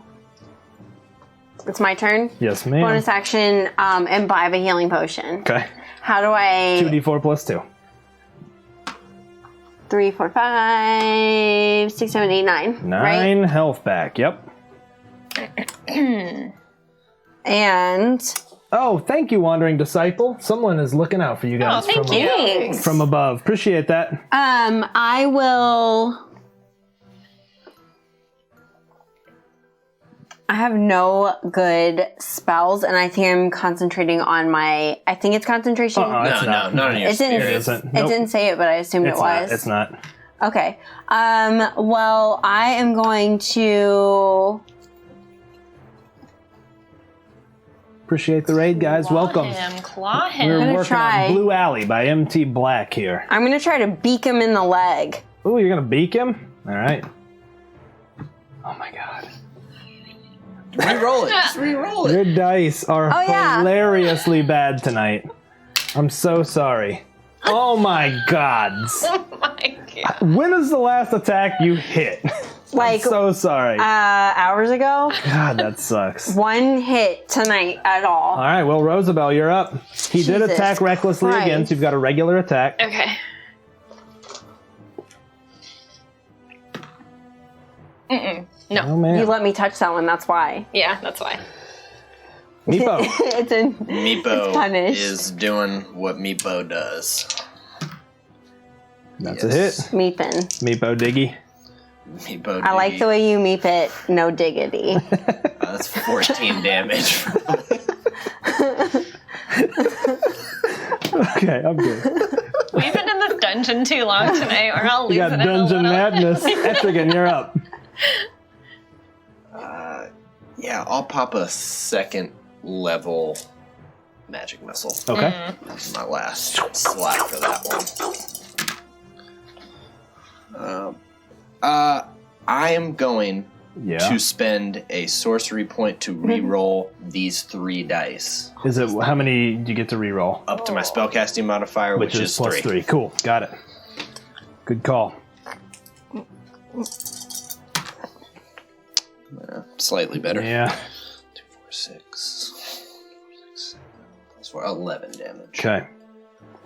I just when he's looking a little rough for wear. Oh man, thank you so much, Pass the Meeple. Appreciate that. Oh, thank Another you. divine advantage. Yeah. Meeple for Still a divine Meepo. inspiration. Thanks, guys. With that, it is this old Minotaur's turn. This whole minute. Just gonna remind you guys, you can make me roll with disadvantage, which would balance out his recklessness. We will.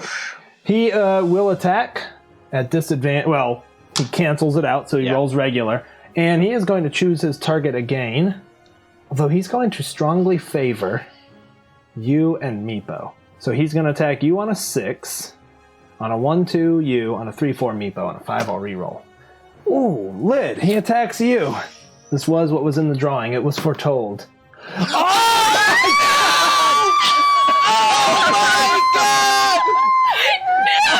Oh my god!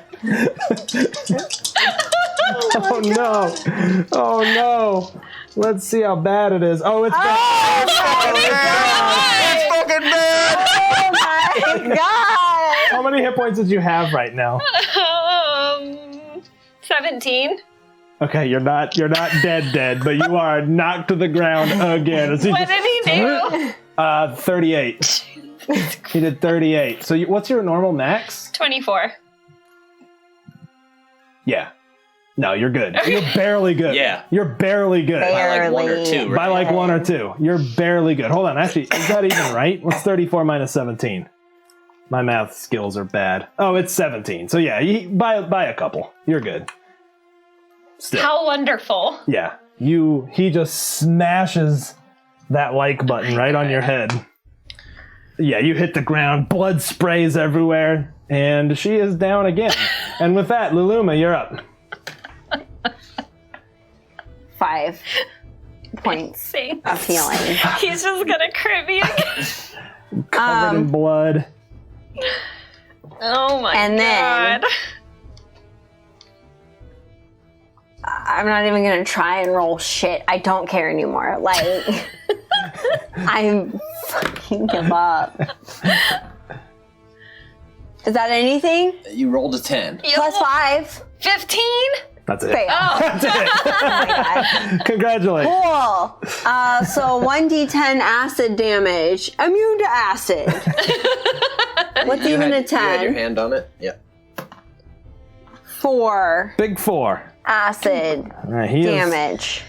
He is looking rough after that slash. Jeez. And I will Rosabelle, stand up. stand up for half your move. I will use my last Healing Healy. light. Don't roll a 1 for a 5. Phew. Okay. I'll take it. Phew. Me and my 10 hit points are going to try to hit him. Why don't you disengage? Because Because he can reach me. There's nowhere to go. Hide behind. Use my body as a shield.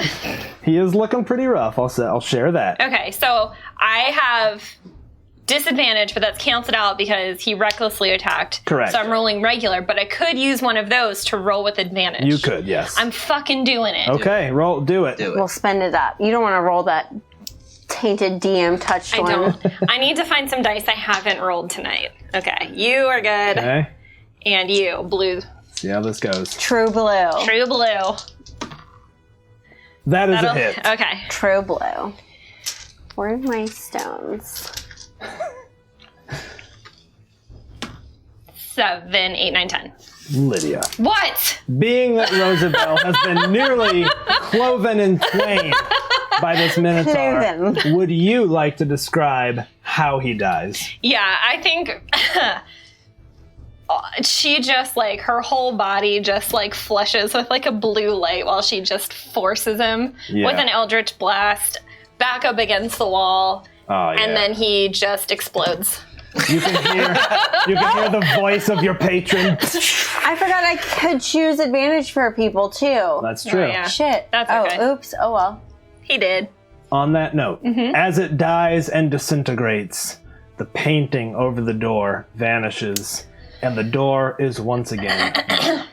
And ladies and gentlemen, that is where we're going to end tonight. We are about halfway through the dungeon, a little over halfway. We will unfortunately have to pick this up, not this coming Sunday, but the Sunday after. I know that's a little complicated, but Coach had 2 previous engagements he had to be at, so this same crew will be back in 2 weeks to finish this up. Just watch us every Sunday. Watch every Sunday, and Next you Sunday can't, is you our really regular can't go wrong. Waterdeep Dragon Heist. But this coming Sunday will be episode Hot on 3. the trails of sibling after Growlhound Manor. Yes, indeed. So thank you all for joining us. We do have 2 divine inspirations left. We are going to let these carry over to this coming Sunday so we don't have to remember that it's like way in the future. I would ask that you guys write these notes down so that you can remember. We can keep it all with this if you guys want. Thank you all for joining us. We really appreciate it. We'll see you Tuesday night for Chronicles of Peril, and I think a Macolites game is Monday as well. So plenty of Castle Mac stuff coming up. We'll see y'all. Thanks, y'all. Bye. Bye. Did we have a 1,000 follower thing to do?